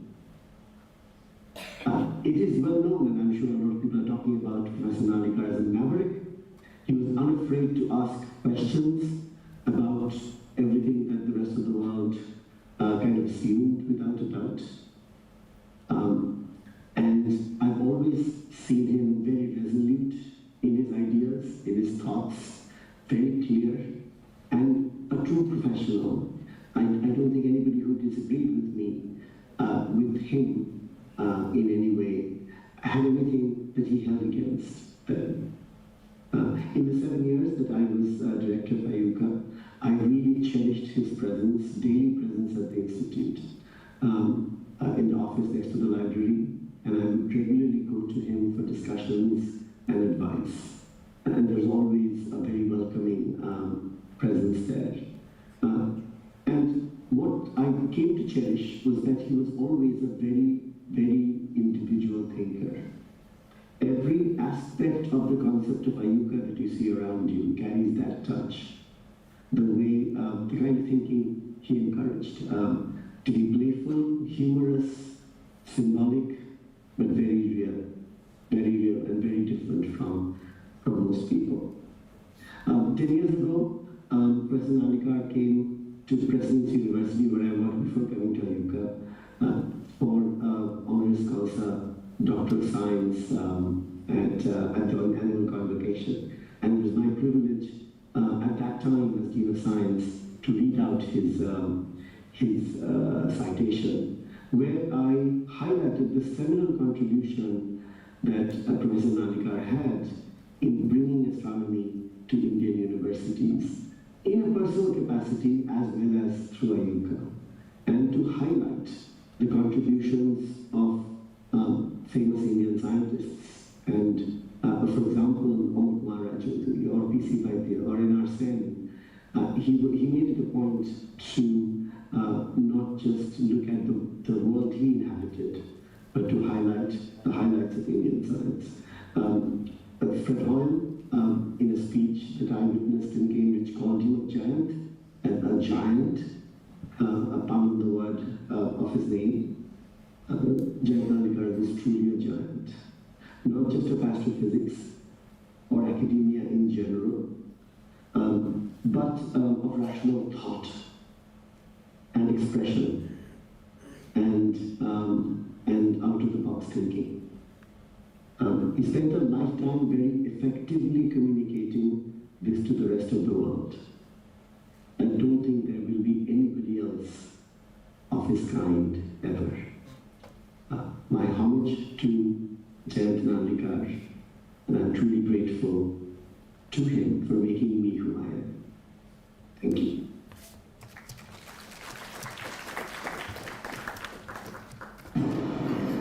Sorry. Later. Yeah, just minimize this.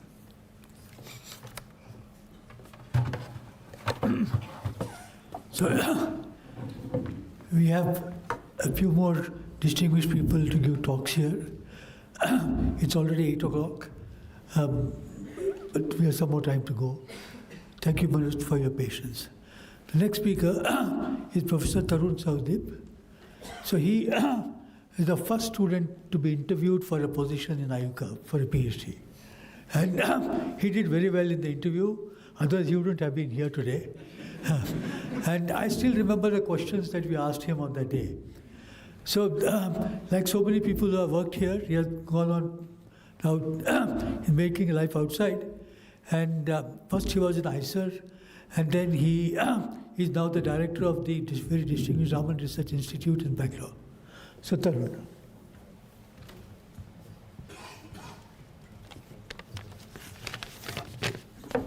Good evening. Let me begin by thanking IUCAA for accommodating me despite my very late confirmation.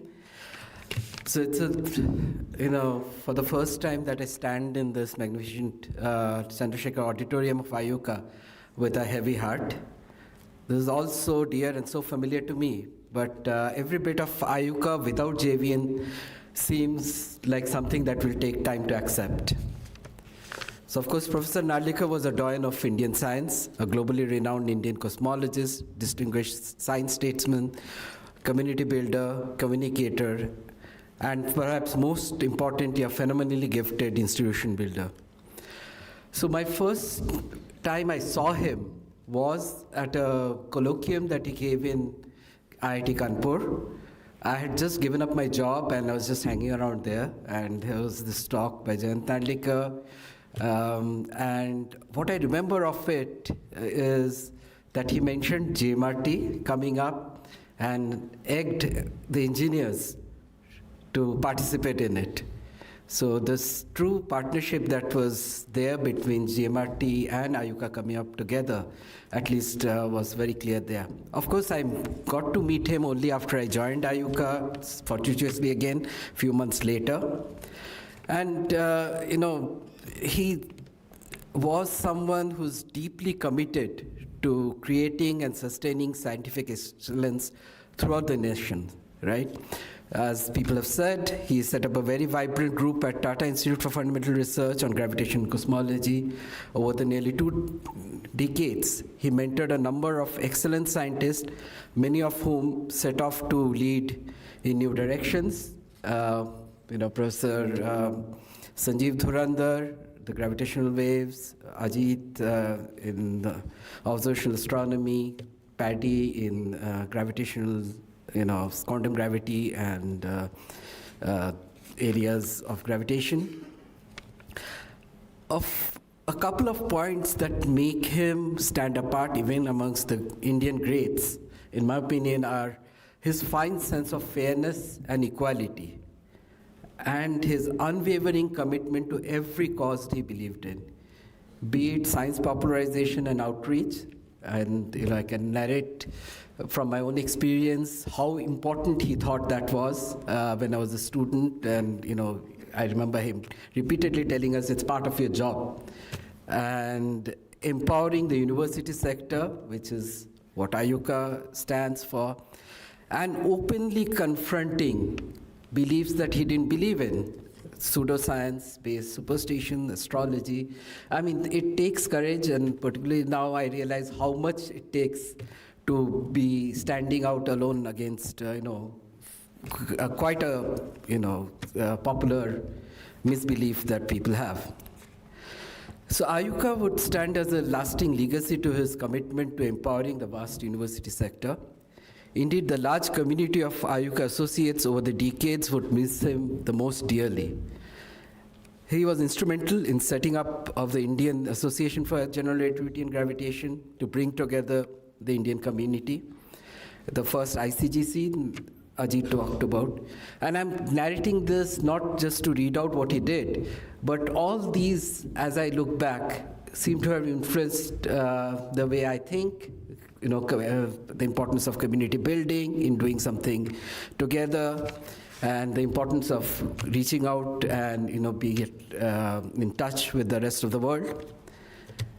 Personally, this is a deep loss, and when I was a student, I remember him being very, very encouraging. He would allow open thought all the time, and people have mentioned how little he spoke, but everything he spoke had huge value. I remember as an early student, telling him, look, I have big holes in physics, because I had not studied physics as a master's students would have. And so there were courses which I had not taken, and I was really worried. And he just dismissed it as saying, we all have holes. in our understanding, our knowledge, or something like that. And that immediately, put me at ease. And then when I was very lucky that when I came back as a faculty, he was still the director.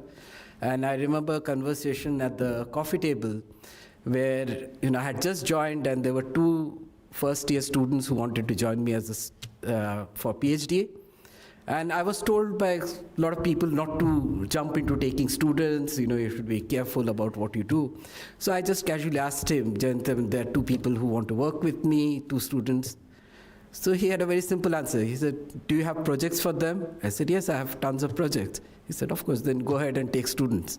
And I have never looked back. I mean, so it's so simple and so powerful that his words, make a big difference. Like, I remember at one point, I don't know for what, he said, Tarun, one thing I learned in life is not to take oneself very seriously.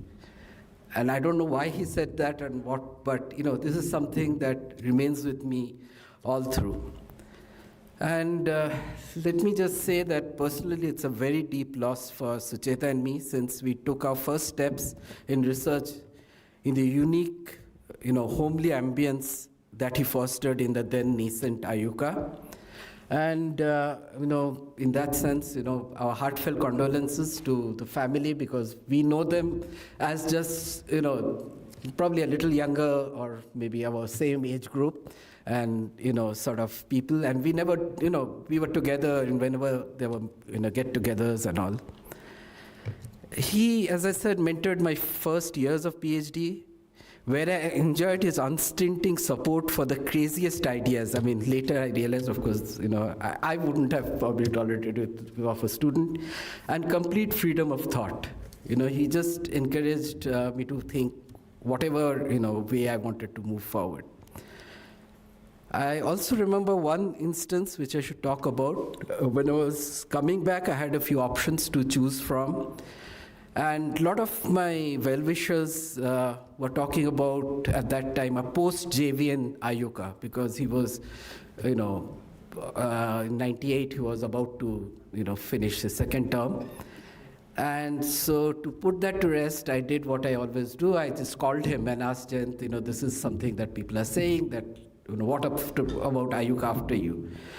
And again, he's just, remember that he said only one sentence. He said, I am confident that I have set up an institute that would endure and thrive in the years well beyond. Okay, and I think that confidence with which he said, people have talked about the processes in IUCAA and the democratic, thing where a faculty joins and, is part of the highest decision-making body. And these were unique. I mean, I don't see these things, and this is where I think, there are a lot of greats in India, but knowing him so closely, as there were distinctive things which are very different and very difficult to find. And he was always a true well-wisher for all my endeavors. I mean, till date, I would say. I especially treasure something I should mention, that once he himself proposed to journey to visit the newly selected LIGO India site. I had put in a lot of effort to do that. And this was by far not a comfortable endeavor, and he had no reasons in 2017, which is not too long back, to do this. But it showed his commitment, that the fact that he was supportive of this idea, he would go the full length. And this is what I think, remains as a source of inspiration for me, and I'm sure for many others, around the country and the globe. So to conclude, his demise is an immeasurable loss to the nation, and IUCAA to all of us is synonymous with JVN. While it's difficult to imagine IUCAA without him, I feel that the greatest tribute to him would be to work together to fulfill his dream of an eminent center that spread excellence across the nation and the world. Thank you.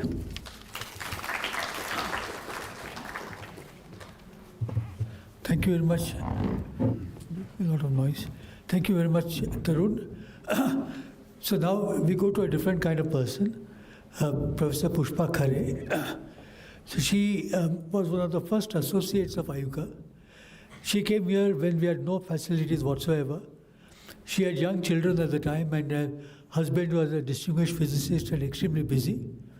But she came and stayed here for months and started picking up the work which she had not been doing for some time, and made very important contributions to astrophysics at the time.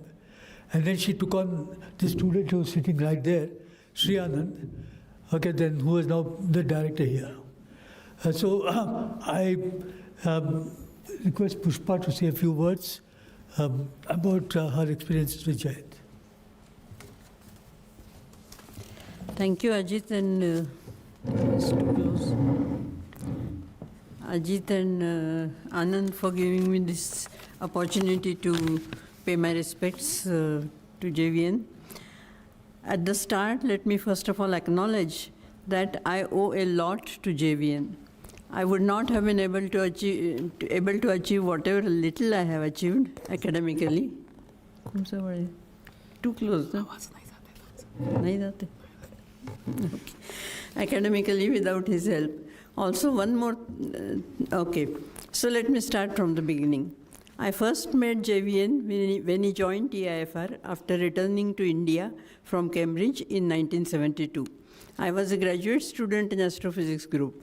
The group had very few faculty members and students. My research was not going anywhere. Just so the younger audience can understand, I was supposed to write a thousands of line photon program for stellar structure and evolution using CDC 3600, which, in spite of occupying a large hall, probably of the size of this stage, had capabilities which were much less compared to a modest laptop today, and where the input was only once a day, and that too on punched cards. I was getting lost. JVN's joining the group brought a fresh lease of life to the group. Young enthusiastic students, some of them whom are here, and probably are still as enthusiastic as at that time, joined him, and the group became lively. JVN gave a course on relativity, as far as I remember. It was a great experience. The coursework in TIFR graduate school was not very exciting. Several well-known astronomers visited TIFR on JVN's invitation. I remember the Babbages and Wickramasinghe, whom you just heard, were among them. JVN made a point for the students to meet and discuss their work with them. The whole group had lunch with the visitors in the West Canteen. At times, we also went for a picnic to some nearby place. How I wished JVN had joined 2 years earlier. During that time, my interaction with JVN was always formal and serious. I used to be, of course, in awe of him. I do remember one light-hearted incident. So once when Wickramasinghes were visiting India, and they were staying in a flat in Bhaskara, where all of the Narlikars were also staying. They invited Narlikars for dinner and also invited me, as I was to visit Cardiff soon. I reached their flat before the others. Soon the bell rang and Mangala excitedly entered, asking if Jayant had reached. It seems they both had a difference of opinion about whether the elevator or the stairs was a quicker option to take, and they decided to choose different options to find out. Mangala had won. That set the mood for the evening. In the absence of any end in sight for the stellar program, I had started working with Dhurandhar, who was a senior member of the group and was a capable, self-made, homegrown theoretical astrophysicist. JVN felt that Dhurandhar would benefit by going abroad and arranged a fellowship for him at the University College Cardiff with Professor Wickramasinghe for 2-3 years. This meant trouble for me, as we had just started working together, and the internet and the email were not even in anyone's thought at that time, probably. JVN was aware of this and went out of his way to arrange a fellowship for me, also at Cardiff, for a year. I am ever grateful to him for this, as otherwise it would not have been possible for me to complete my thesis. He visited Cardiff when I was there, and even there he helped me solve some minor problems that I was facing. After that, I went off to Bhubaneswar and did not have much contact with him, except for his visit there sometime. I was a faculty in Utkal University. No one was working in astronomy in the entire state of Orissa, and it was not possible to pursue astronomy in absence of any literature, computer, etc. I had barely managed to survive thanks to the unexpected lucky breaks that made it possible for me to work in astronomy with Judith Perry at Max Planck in Munich and Professor Doniok in University of Chicago. I was about to change fields of research when I think in 1989 or probably 1990, I got a letter from JVN telling me about the establishment of IUCAA and inviting me to spend a month or so in the summer to make use of the facilities there. I was a bit apprehensive, but accepted his invitation. After that, I am sure the story of how IUCAA helped me to revive my research in astronomy is the same as the stories of innumerable IUCAA associates. Anyway, let me just tell you in brief that the kind of facilities I could get, forget about the initial period when things were tough. IUCAA was in one shed, Aditi, and so on. But later on, the computer facilities, library facilities, even the residential facilities, everything were superb and world-class. And there were lots of seminars, lots of workshops, lots of visitors and conferences, and we could discuss our work with a lot of people, and all the facilities we got were world-class. We were also asked to bring our students, and you have heard from Srianand how he benefited from visits to IUCAA. So IUCAA, I would just like to say that without IUCAA, I would have given up working in astronomy altogether. IUCAA made me feel, another most important thing about IUCAA was that it made me feel completely at home.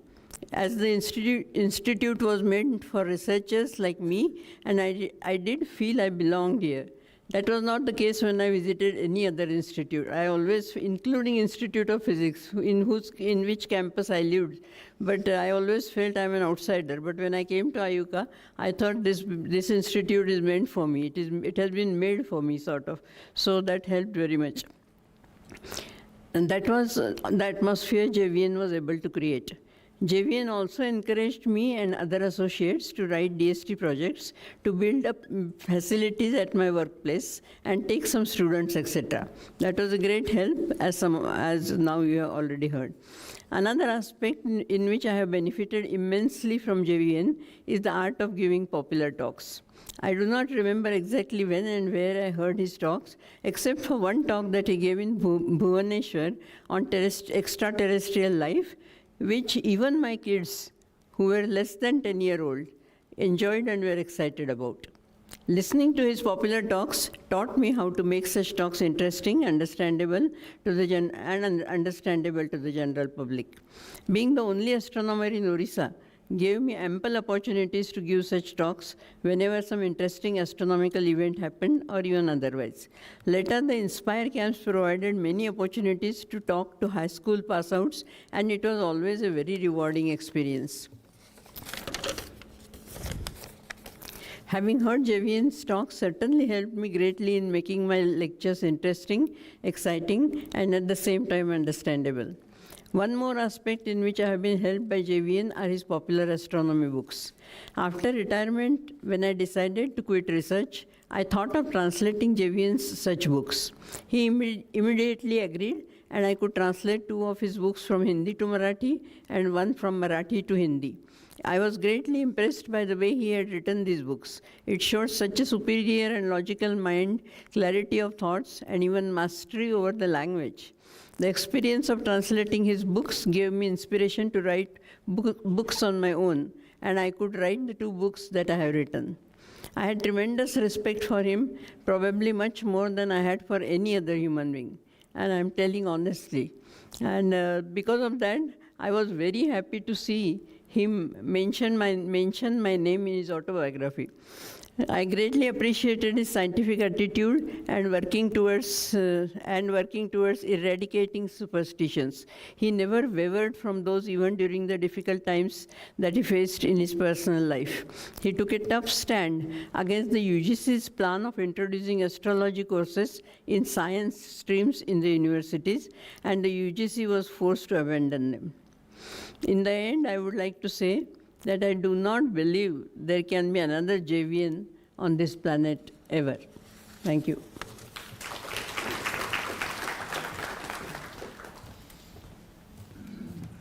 Thank you very much, Pushpa. Now I request Arvind Paranjpye, who is the director of the Jawaharlal Nehru Planetarium, Nehru Planetarium in Mumbai. Arvind used to be in charge of the IUCAA public outreach program for many years until he shifted to Mumbai. Arvind.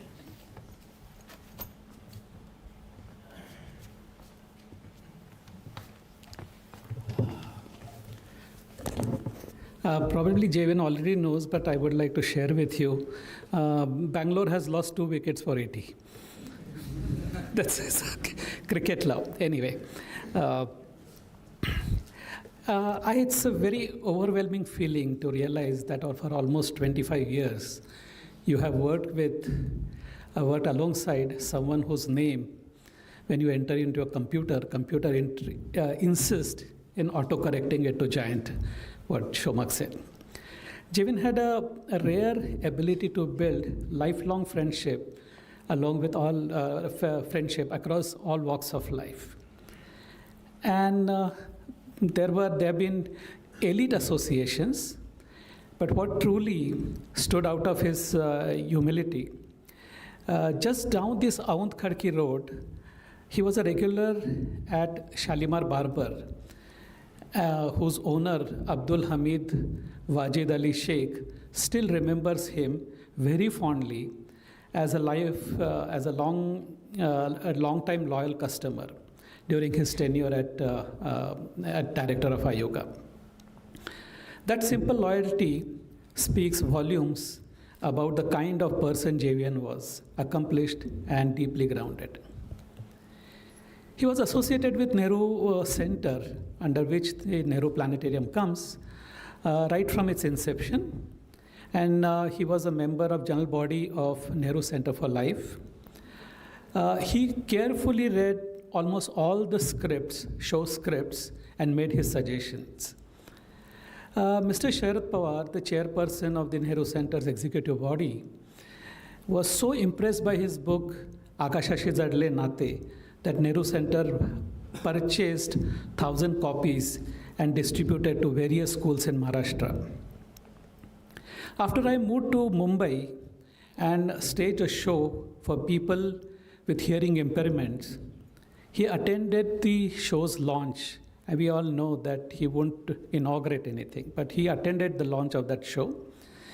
And with the help of a sign language expert, he also answered the questions, took the questions from the audience and answered those. Now, hearing impaired people don't clap. They raise their hand and they do just this to say that we appreciate. So towards the end, when it's time to say goodbye, so he also did the same thing to tell them, and then everybody raised their hands and showed that we appreciated this. Recently, and people should visit, recently Nehru Center completed the first phase of upgradation of the Discovery of India galleries, and he advised us on display of Vedic astronomy. I wrote to him, and immediately after 2 or 3 days' time, he would tell us what picture should go and what it should be. So Nehru Center, on behalf of Nehru Center, I say that Nehru Center is deeply indebted to Professor Narlikar. Back in Pune, I would like to narrate an incident that shows how humble he was, even when it came interaction with the school students. IUCAA, we started this National Science Day program and celebrated in a much bigger way. It's a major thing. I think it's one of the first Science Day programs across the country where we have been. And I see a lot of my colleagues who helped me during that period. So something he started was the religiously instituted this practice of inviting students, student volunteers and amateur community for what we call the dinner with the director.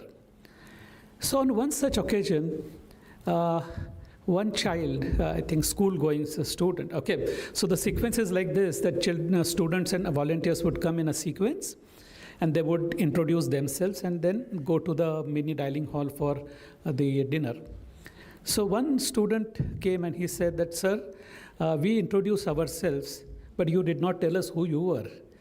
And at that stage, At that stage, I still remember that incident, that he took one step back and he said, "I'm sorry, I should have introduced myself first. My name is Jayant Narlikar and I work for IUCAA." That's all, and that was his introduction. Well, Javian was known for his humility. He also possessed a quality, possessed a quite strength as leader, we have heard, capable of handling external pressures while standing firmly with his teams. I remember an incident that took place around 1990s when Vinaya Kulkarni, who was working with us at that time in the Science Outreach Lab. It was about 6:15 or 6:20, something like that. We were standing outside the library, and Javian came out, and then he started having a chat with us. And then Vinaya said that, "Sir, many visitors to IUCAA who come here, they sometimes come and say that we are friends of Javian, and putting subtle pressure on us to take them around the campus to show various exhibits there." So he understood the situation immediately, and he responded. He said that even if someone says, tell them that if you are a friend of J.V. Narlikar, then he will only show you here, ask him to show the campus. It's straightforward. And then with little smile, he also said in Marathi, let me say that, "Koni datta म्हणून उभा राहिला तर त्याला दूर करा."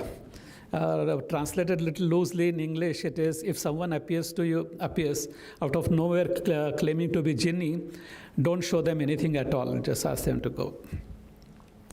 The light-hearted yet firm reassurance was empowering for us.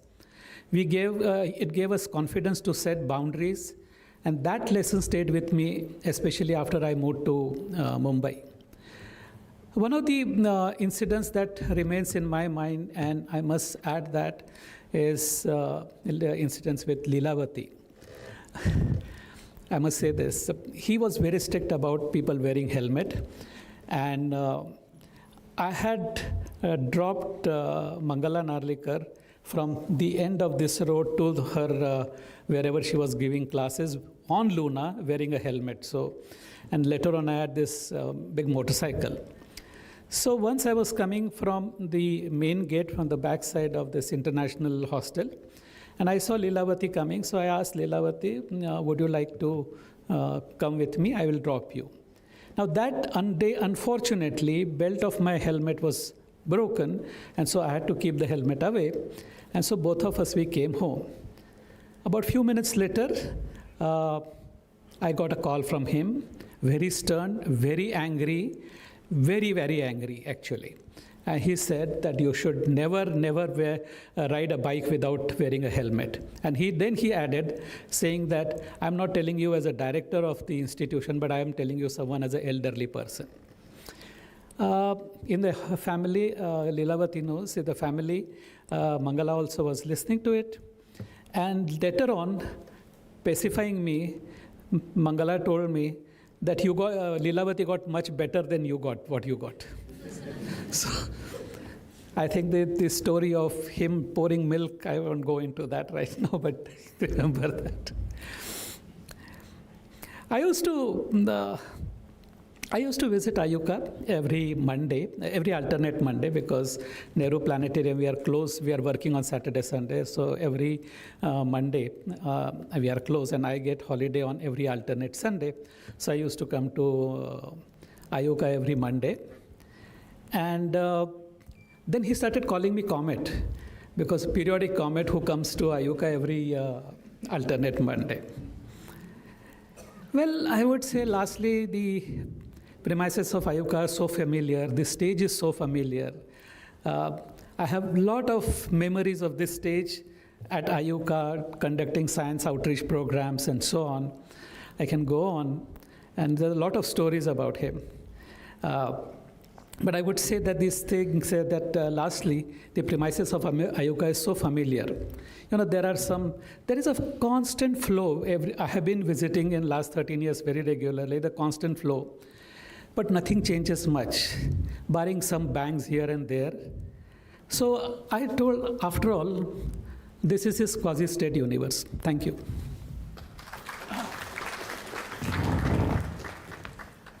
Thank you very much, Arvind. So now the last live talk will be by Professor Satish Alekar. And he's a playwright, famous playwright, director, theatre personality, founder member of the Theatre Academy. In the early days of IUCAA especially, and with Naresh's help, we became friends with many of the people, many artists from Pune, people who work for the stage, and they used to come here and perform things. Satish was reminding me that here, just outside, they had a live performance some years ago. So Satish represents that entire community, and we invited him to talk a little bit about his experiences. After that, we will have 2 short video presentations and then a minute of silence. Thank you.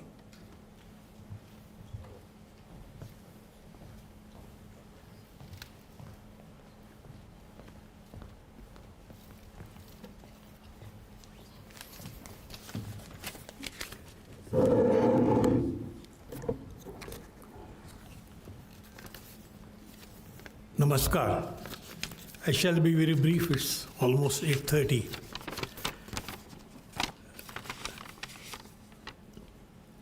As Dr. Dhurandhar has mentioned that since 1965, Jayant Narlikar became a household name after Fred Lloyd and Narlikar Siddhant. And he became more familiar with the Marathi crowd because Pula Deshpande wrote much about him and his intelligence. So during that time, every middle class mothers especially used to लहान मुलाला जशी भीती दाखवतात की बुवा येईल बरं का, तसं हुशार मुलाला भीती दाखवायचे की नारळीकरांसारखं तुला व्हायचं आहे बरं का. तर हा कॉन्टेक्स्ट होता. But I remember first time when I met him, as you may be remembering that we established our theatre group known as Theatre Academy in 1973, and because of the controversial play Jayaram Kotwal, and we used to perform that play in Mumbai at NCPA, and from TIFR, Jayant Rao and Mangalata used to come and attend our play Jayaram Kotwal. Later on, the play became again second time controversial because we have to perform that play in the Berlin International Film Festival, Theatre Festival, and Shiv Sena objected to the play, and they took a stance that this play is anti-Brahmin and it is a character assassination of the great Peshwa Nana Fadnvis, so he should not go abroad. And there was 2 sides. One is for the play, one is against the play. And during that time, there was a signature campaign going on in support of this play, which was executed by then Deputy Director of NCPA, Kumud Mehta. So several stalwarts from all over India signed as their signatory to support Jayaram Kotwal. One of them was Rutvik Ghatak, Satyajit Ray, and then of course Jayant Narlikar. He supported us in 1980. Then fast forward to 1996. Because besides writing plays, I was teaching biochemistry at the BZ Medical College. And Mohan Agashe, our main hero, was doing psychiatry there. And Jabbar Patel was running his dispensary in Daund. So, and we are doing theatre, surprisingly. And in 1996, when space scientist,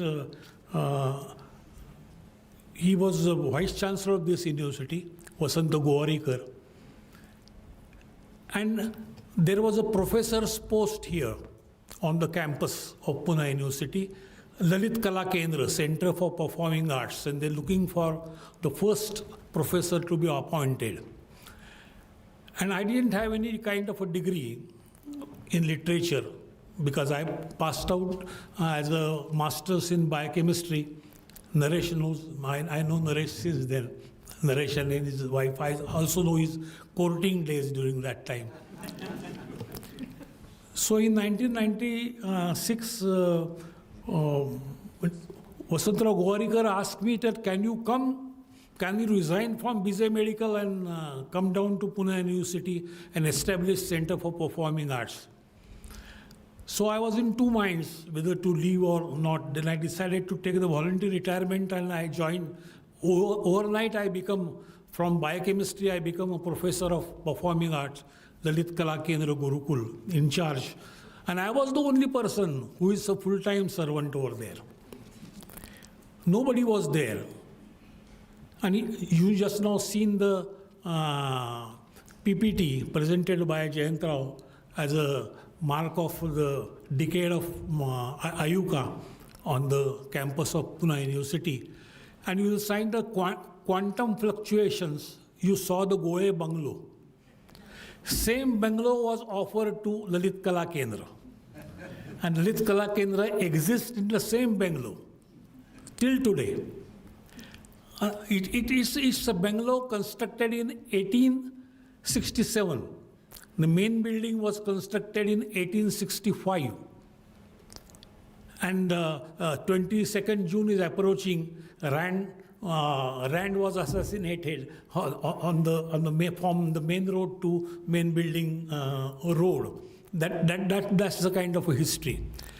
So we have been asked to develop the department in 3-bedroom British bungalow on performing arts, dance, drama, and music courses. And I was the only person there to look after the department, and rest are all honoraries. So we started developing the various courses, etc., professional courses, and I didn't have any campus, any infrastructure, nothing at all. And I could see that here is a design campus within a campus, IUCAA, designed by a wonderful architect, Charles Correa, wonderful auditorium like this. So I was very sad that the science has got so much infrastructure, and we are older than science. Arts is first since Natya Shastra, and we have just a 3-bedroom bungalow to run with. And I used to feel very sad. We used to have in the evening, student used to perform or doing the rehearsals. And Jayant Rao and Mangalatai usually used to take a stroll from here. And they walk up to the main building and come across. They saw some kind of activity going on in Goe Bungalow. And he just dropped in. And I recognized him. Students are rehearsing, some students are doing riyaz, etc. And he asked me that, what you do? I said, I'm trying to develop the department. He said, you come and meet me. If you need any help, we'll offer you some help. I didn't know what kind of help he's going to give me because it's a different campus. Mine campus is, university is very different. Then I went and I started getting gurus. We got a Gurukul system.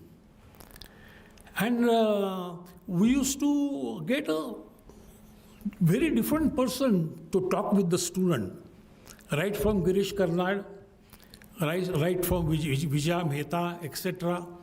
And I don't know where to put them because the quality of the university infrastructure, less said the better. I don't know whether to keep them. We can't afford to keep them in a hotel, etc. So I asked him that, can we use your facilities to put our guests? He said, who are your guests? I said, my guest this week is Vijay Tendulkar. Next week is coming Vijay Mehta. and thereafter Girish Karnad may come to teach our student. He said, yes, on one condition, your guests should come and visit me, and I will take them around the campus. I said, fine, we can do that. And since then, I will give you the names right now, those I can remember. Vijay Tendulkar, Vijay Mehta, Girish Karnad, all come and stayed at the premises of IUCAA. I didn't have to write any letter. Lata used to take care of them. I remember Lata because I know Lata because Lata's husband was my biochemistry teacher. When I was studying biochemistry here on the campus in from 70 to 1972, before I moved to BJ Medical to teach. So that was the greatness of him. Then we had a Bhimsen Joshi chair. When Bhimsen Joshi was completing 75 years, we decided to honor him by creating a chair in his lifetime. And we succeeded in that, getting some token money from the government. And that inaugurate, and we had to get some kind of a oration. And person we invited to give the first oration from Bhimsen Joshi chair is Ibrahim Alkazi. Ibrahim Alkazi was very fond of Pune because his birthplace is Pune. And his birthplace was Sassoon General Hospitals. And he was a Kuwaiti, but used to stay here. And he used to, in those days, he used to visit R.A. Bhushan Theatre to see Tamasha. And also he used to attend classical musical plays. So he came and he said that he would like to come in Pune and talk about my life in art. That oration was organized here on this same auditorium. And when the oration used to take place, says tomorrow, and he mentioned me and he dropped a bombshell that I need auditorium for 2 days. I asked Alkaji Sahab, you're going to have the lecture on 1 day, why you need auditorium earlier day? He said, I want to do the full rehearsal. So hurriedly I went again to Jayant Rao, asked him that he needs auditorium 1 more day. He agreed to it. And he conducted a rehearsal here with 2 slide projectors because this computer thing was not available during that time. And he projected those slide projector here and did his rehearsal. And then he offered a campus also because students they want to do a site-specific performances. The foyer you saw there, just before coming to the auditorium. Yes, I will be brief. Yeah. So we performed there. Dario Fo's play, Tiger Story, so on and so on. So it's very magnanimous person. He has got nothing to do with me or my department. I never ever write a letter to him. But he just offered his campus, and we use this campus like in Marathit म्हण भटाला दिली ओसरी आणि भट हातपाय पसरी. On the similar lines, we spread our wings over here. That was the thing till I retired in 2009. I don't know what happened after that. So we lost. You lost a huge person, perhaps a Tagore of modern Indian science, and we are going to miss him. Just last suggestion I would like to make to IUCAA. From next year onwards, let there be a Jayantotsav in the memory of Jayant Rao, maybe 3 days, First may be devoted to his science. Second is for the science fiction. Third is the third day may be a music concert, and the last one may be a Marathi play. We can keep on his tradition going. Vasantotsav, you may give thought to it. Thank you.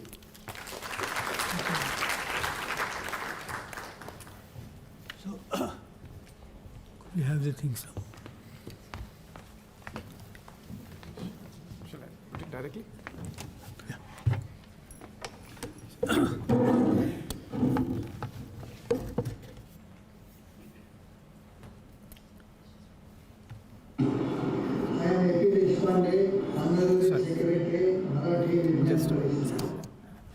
So there'll be two short video talks now. One is by A.P. Deshpande, who is the president of the Marathi Vigyan Parishad, and he has been a part of the IUCAA family for a long time.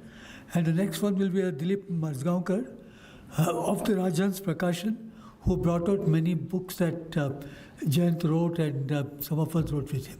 Thank you.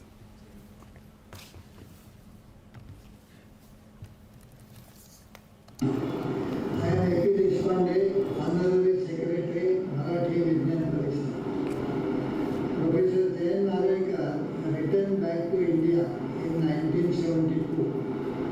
And then in 1973, we requested him to be the president of our annual conference to be held at Jalna in Marathwada. And he accepted the invitation. That is what we came in contact with him for the first time. That time he distributed some prizes for the science fiction competition. His mentor, Professor Khare, he himself was a science fiction writer, and Professor Narlikar since then felt that he should also one day write the science fiction story.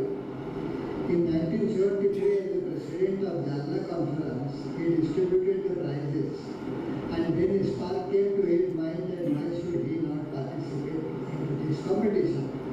Next year in 1974, he participated into the competition, but then that time in TIFR, there was no typewriter typing Marathi script.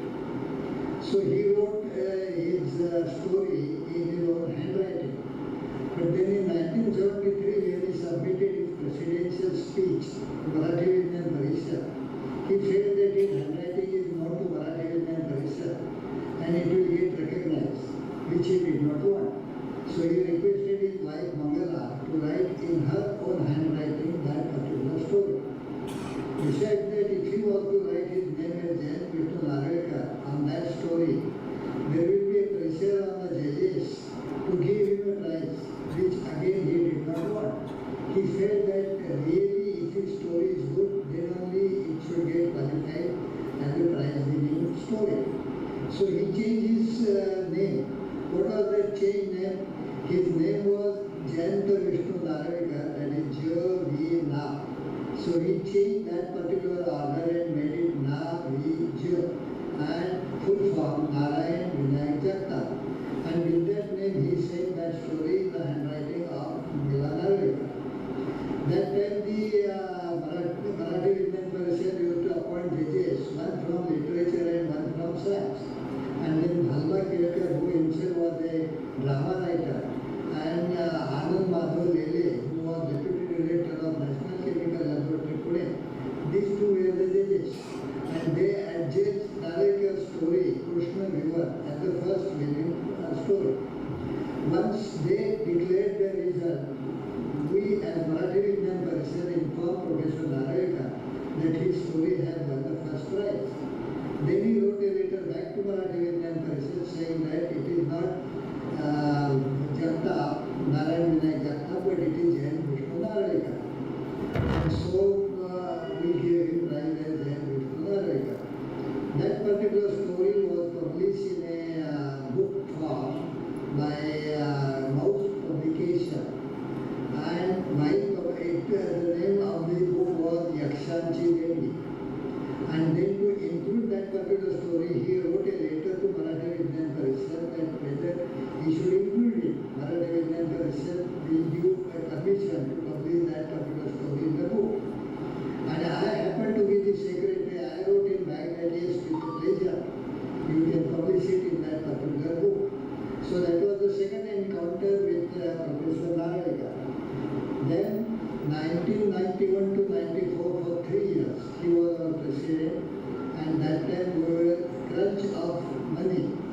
so we started a scheme where people should invest 1,000 rupees and we will not give them any interest.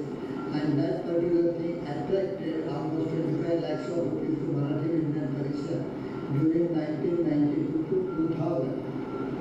Then in 1995 we felicited him as the honorary member of Marathi Vigyan Parishad. 1995 to 2022, almost 27 years, Professor Narlikar was the trustee of Marathi Vigyan Parishad and he contributed to Marathi Vigyan Parishad in a variety of ways. And I was specially honored by his presence. With this, I stop over here and I pray that Dr. Narlikar, he was very happy and a satisfied person in his life. So there is no necessity to pray to God to give a peace to him. Already he was living in a peace. Thank you. मित्र हो, doctor Narlikar गेले हे तर खरे, पण जाताना माझ्यासाठी त्याने आठवणीचा एक ठेवा सोडला. आता वेळेच्या गणितात मी त्याच्या फक्त 1-2 आठवणी तुम्हाला सांगतो. डॉक्टर नारळीकरांची माझी पहिली भेट झाली त्याला आता कमीत कमी 30-35 वर्षाचा तरी काळ लोटलेला असेल. डॉक्टरांचे एक इंग्लंडमधले मित्र मधु अभ्यंकर हे मला घेऊन डॉक्टरांच्याकडे गेले आणि त्यांचे दोघांचे फार स्नेहाचे संबंध असल्यामुळे आमची ती भेट डॉक्टरांच्या घरीच झाली. मला जाणवलेली त्या भेटीतली पहिली गोष्ट म्हणजे डॉक्टर गप्पिष्ट नाही, पण ते मोकळे होते गप्पा मारताना. ते कमी बोलायचे, थोडं बोलायचे, पण कधी कधी मिसकीलही बोलायचे. पहिल्या भेटीत साहजिकच डॉक्टरांच्या ललित कथा आणि विज्ञान कथा आणि कादंबऱ्या याच्यावर आमच्या गप्पा झाल्या. आणि त्या गप्पा चालू असताना मी डॉक्टरांना असं विचारलं की डॉक्टर, तुमच्या ललित विज्ञान कथा आणि कादंबऱ्या जेवढ्या मोठ्या प्रमाणात प्रकाशित झाल्या त्या तुलनेने तुमचं निखळ वैज्ञानिक लेखन हे पुस्तक रूपात तरी कमी प्रकाशित झालं, यामागे काही कारण आहे का? तर डॉक्टर हसले आणि मला म्हणाले, अहो खरं तर काहीही कारण नाही, माझ्या हाताशी असणारा वेळ हाच खरी अडचणीचा भाग आहे. पुण्याच्या इतर अनेक विषयांवर आम्ही बोललो आणि पुढच्या कामासाठी केव्हा भेटायचं ते आमच्या त्या भेटीत ठरलं. पुढे जेव्हा आम्ही परत भेटलो त्यावेळेला त्यांच्याकडे असणाऱ्या वेळेची अडचण लक्षात घेऊन मी डॉक्टरांना असं म्हटलं की आमच्याकडे विज्ञानावरची अनेक हस्तलिखिते ते येत असतात, त्यातली काही निवडून जर मी तुमच्याकडे पाठवली तर तुम्ही त्याचं संपादन ते तपासणं असं काम जर करू शकला तर आम्हाला हवं त्या पद्धतीने आपण विज्ञानावरची पुस्तकं काही प्रमाणात प्रकाशित करू शकतो. डॉक्टरांना ही कल्पना इतकी आवडली की डॉक्टर म्हणजे हे काम मी आनंदाने करेन आणि मग त्यानंतर सुरू झाला तो विषयाचा शोध. तर डॉक्टरांनीच मला अशी कल्पना सांगितली की मी अनेक शाळांतून, महाविद्यालयातून किंवा वेगवेगळ्या संस्थांतून भाषणासाठी जात असतो. त्यावेळी मला जाणवलेली एक गोष्ट आहे की तिथे येणाऱ्या विद्यार्थ्यांना, पालकांना, शिक्षकांना विज्ञानाविषयी असेल, सभोवताच्या सृष्टीविषयी असेल, अनेक मूलभूत आणि छोटे छोटे प्रश्न असतात की ज्याची त्यांना तत्काळ उत्तरं हवी असतात आणि ती मिळण्याचं कोणतंही साधन हाताशी नसतं. तर माझी कल्पना अशी की आपण 100-200 विषय निवडू आणि त्या प्रत्येक विषयावर 1-2 पानाचं त्यातल्या वैज्ञानिक संकल्पना चांगल्या पद्धतीने समजून सांगणारं लेखन आणि त्याला अर्थातच चित्र असतील, आकृती असतील, फोटो असतील, याची जवळजवळ अशी जर पुस्तक आपण केली तर एका बाजूने ते माझं विज्ञान प्रसाराचं कामही होईल आणि मुलांना किंवा पालकांना त्या पद्धतीने पुस्तकाची कदाचित आवड निर्माण होईल. या कल्पनेतून आमचा सुरू झाला तो लेखकाचा शोध. सुदैवाने त्याच वेळी राजहंसकडे डॉक्टर श्रीरांद यांची काही वेगवेगळ्या विषयांवरती छोटेखानी पुस्तकं प्रकाशित झालेली होती. मेडिकल असेल, इंजिनिअरिंग असेल, सैन्य दल असेल, ती पुस्तकं मी डॉक्टरांना दिली आणि मग असं ठरलं की डॉक्टर गीताने हे लेखनाचं काम करायचं, त्याला डॉक्टर श्रीरांद बोलक्यांनी त्याला सहाय्य करायचं आणि असं लेखन डॉक्टरांकडे पाठवल्यावर डॉक्टरांनी तिचं संपादन करायचं. इतक्या या आमच्या 2 4 भेटीतून या कल्पना जी आकाराला आली त्याच्यातून आकाराला आलं ते डॉक्टरांचं विज्ञान विषयावरचं आजच्या काळात अतिशय गाजलेलं म्हणजे सृष्टीविज्ञान गाथा हे 2 खंडातलं प्रकल्प. त्या प्रकल्पाला त्या सृष्टीविज्ञान गाथेला वाचकांचा इतक्या मोठ्या प्रमाणात प्रतिसाद मिळाला की त्यानंतर विज्ञान विषयक पुस्तकं प्रकाशित करण्याचा डॉक्टरांचा आणि आमचा सगळ्यांचाच उत्साह वाढला. आणि मग त्या दृष्टीने आमच्या जेव्हा जेव्हा भेटी होत असतात त्या प्रत्येक भेटीच्या वेळी आम्ही विषयाचा शोध घेत असतो. अशाच एका भेटीमध्ये डॉक्टरांनीच मला कल्पना सांगितली की मी 15-20 वर्षांपूर्वी खगोल विज्ञानावर एक पुस्तक लिहिलं. ते महाराष्ट्र राज्य संस्कृती मंडळाने प्रकाशित केलं. पण दुर्दैवाने मला मिळालेल्या 12-15 प्रती सोडल्या तर त्याची एकही प्रत वाचकांपर्यंत पोहोचली नाही. पण मिस्किलपणाने ते असं म्हणाले की त्या पुस्तकात मी एक प्रकरण कृष्णविवर या विषयावर लिहिलं होतं. कदाचित त्या सरकारी अधिकाऱ्यांनी ते प्रकरण फारच मनावर घेतलं असेल आणि माझं सगळं पुस्तकच त्यांनी कृष्णविवरात टाकून दिलं. तर मला असं वाटतं की आपण त्या पुस्तकातला काही भाग मी नव्याने त्याला काहीतरी भाग जोडतो आणि हे असं पुस्तक की ज्याला आपण उत्तमातल्या उत्तम छायाचित्रांची आकृत्यांची चित्रांची जर जोड दिली तर असं खगोल विज्ञानावरचं चांगलं पुस्तक आपल्याकडून तयार होऊ शकेल. ही डॉक्टरांची कल्पना. आणि मग त्यातून आकाराला आलं ते आकाशाशी जडले नाते हे डॉक्टरांचं त्यांच्या विज्ञान विषयक लेखनात आणि मराठीमध्ये ज्याला लँडमार्क म्हणता येईल असं पुस्तक तयार झालं. त्या पुस्तकाचं इतक्या मोठ्या प्रमाणात भरघोस स्वागत झालं आणि मला आनंदाचा भाग असा की ते पुस्तक तयार झाल्यानंतर डॉक्टरांचं मला एक पत्र आलं. त्यात त्याने असं लिहिलं की यापूर्वी माझी काही पुस्तकं ही ऑक्सफर्ड आणि केम्ब्रिजने प्रकाशित केलेली आहेत.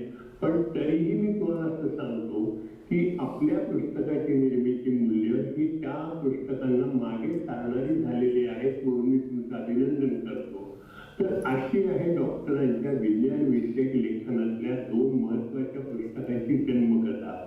या पुस्तकाच्या निर्मितीच्या अवस्थेत चालते असताना त्या 8-10 वर्षात माझ्या डॉक्टरांच्या अनेक भेटी होत होत्या. त्या भेटीतून असतील त्यांच्या बोलण्या वागण्यातून असतील त्यांचा साधेपणा त्यांचा मोठेपणा हा माझ्यापर्यंत पाझरत येत होता. मी तुम्हाला एक 2 आठवडे फक्त त्या संदर्भात सांगतो.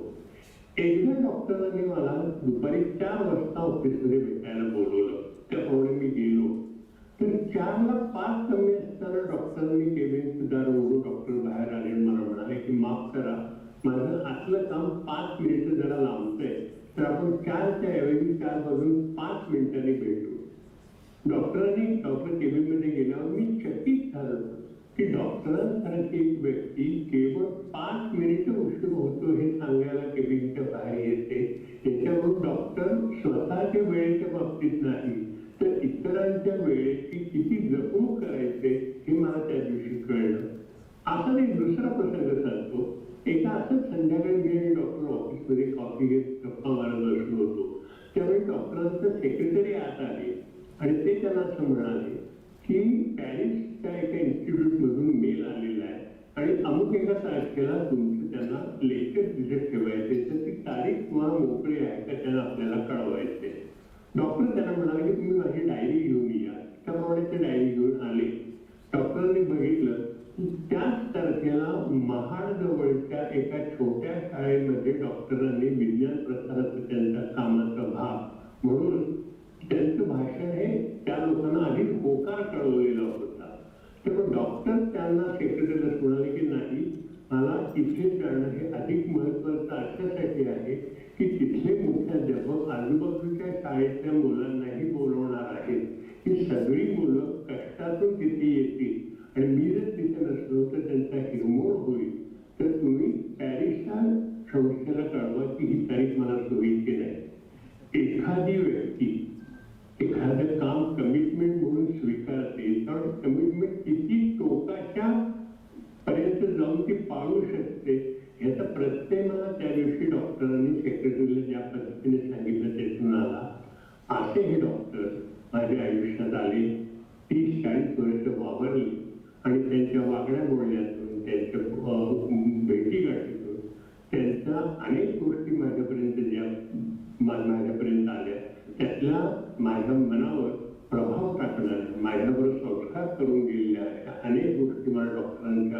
सहवासात अनुभवता आल्या.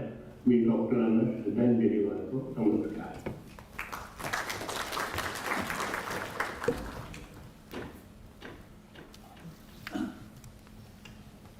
Please have 1 minute of silence.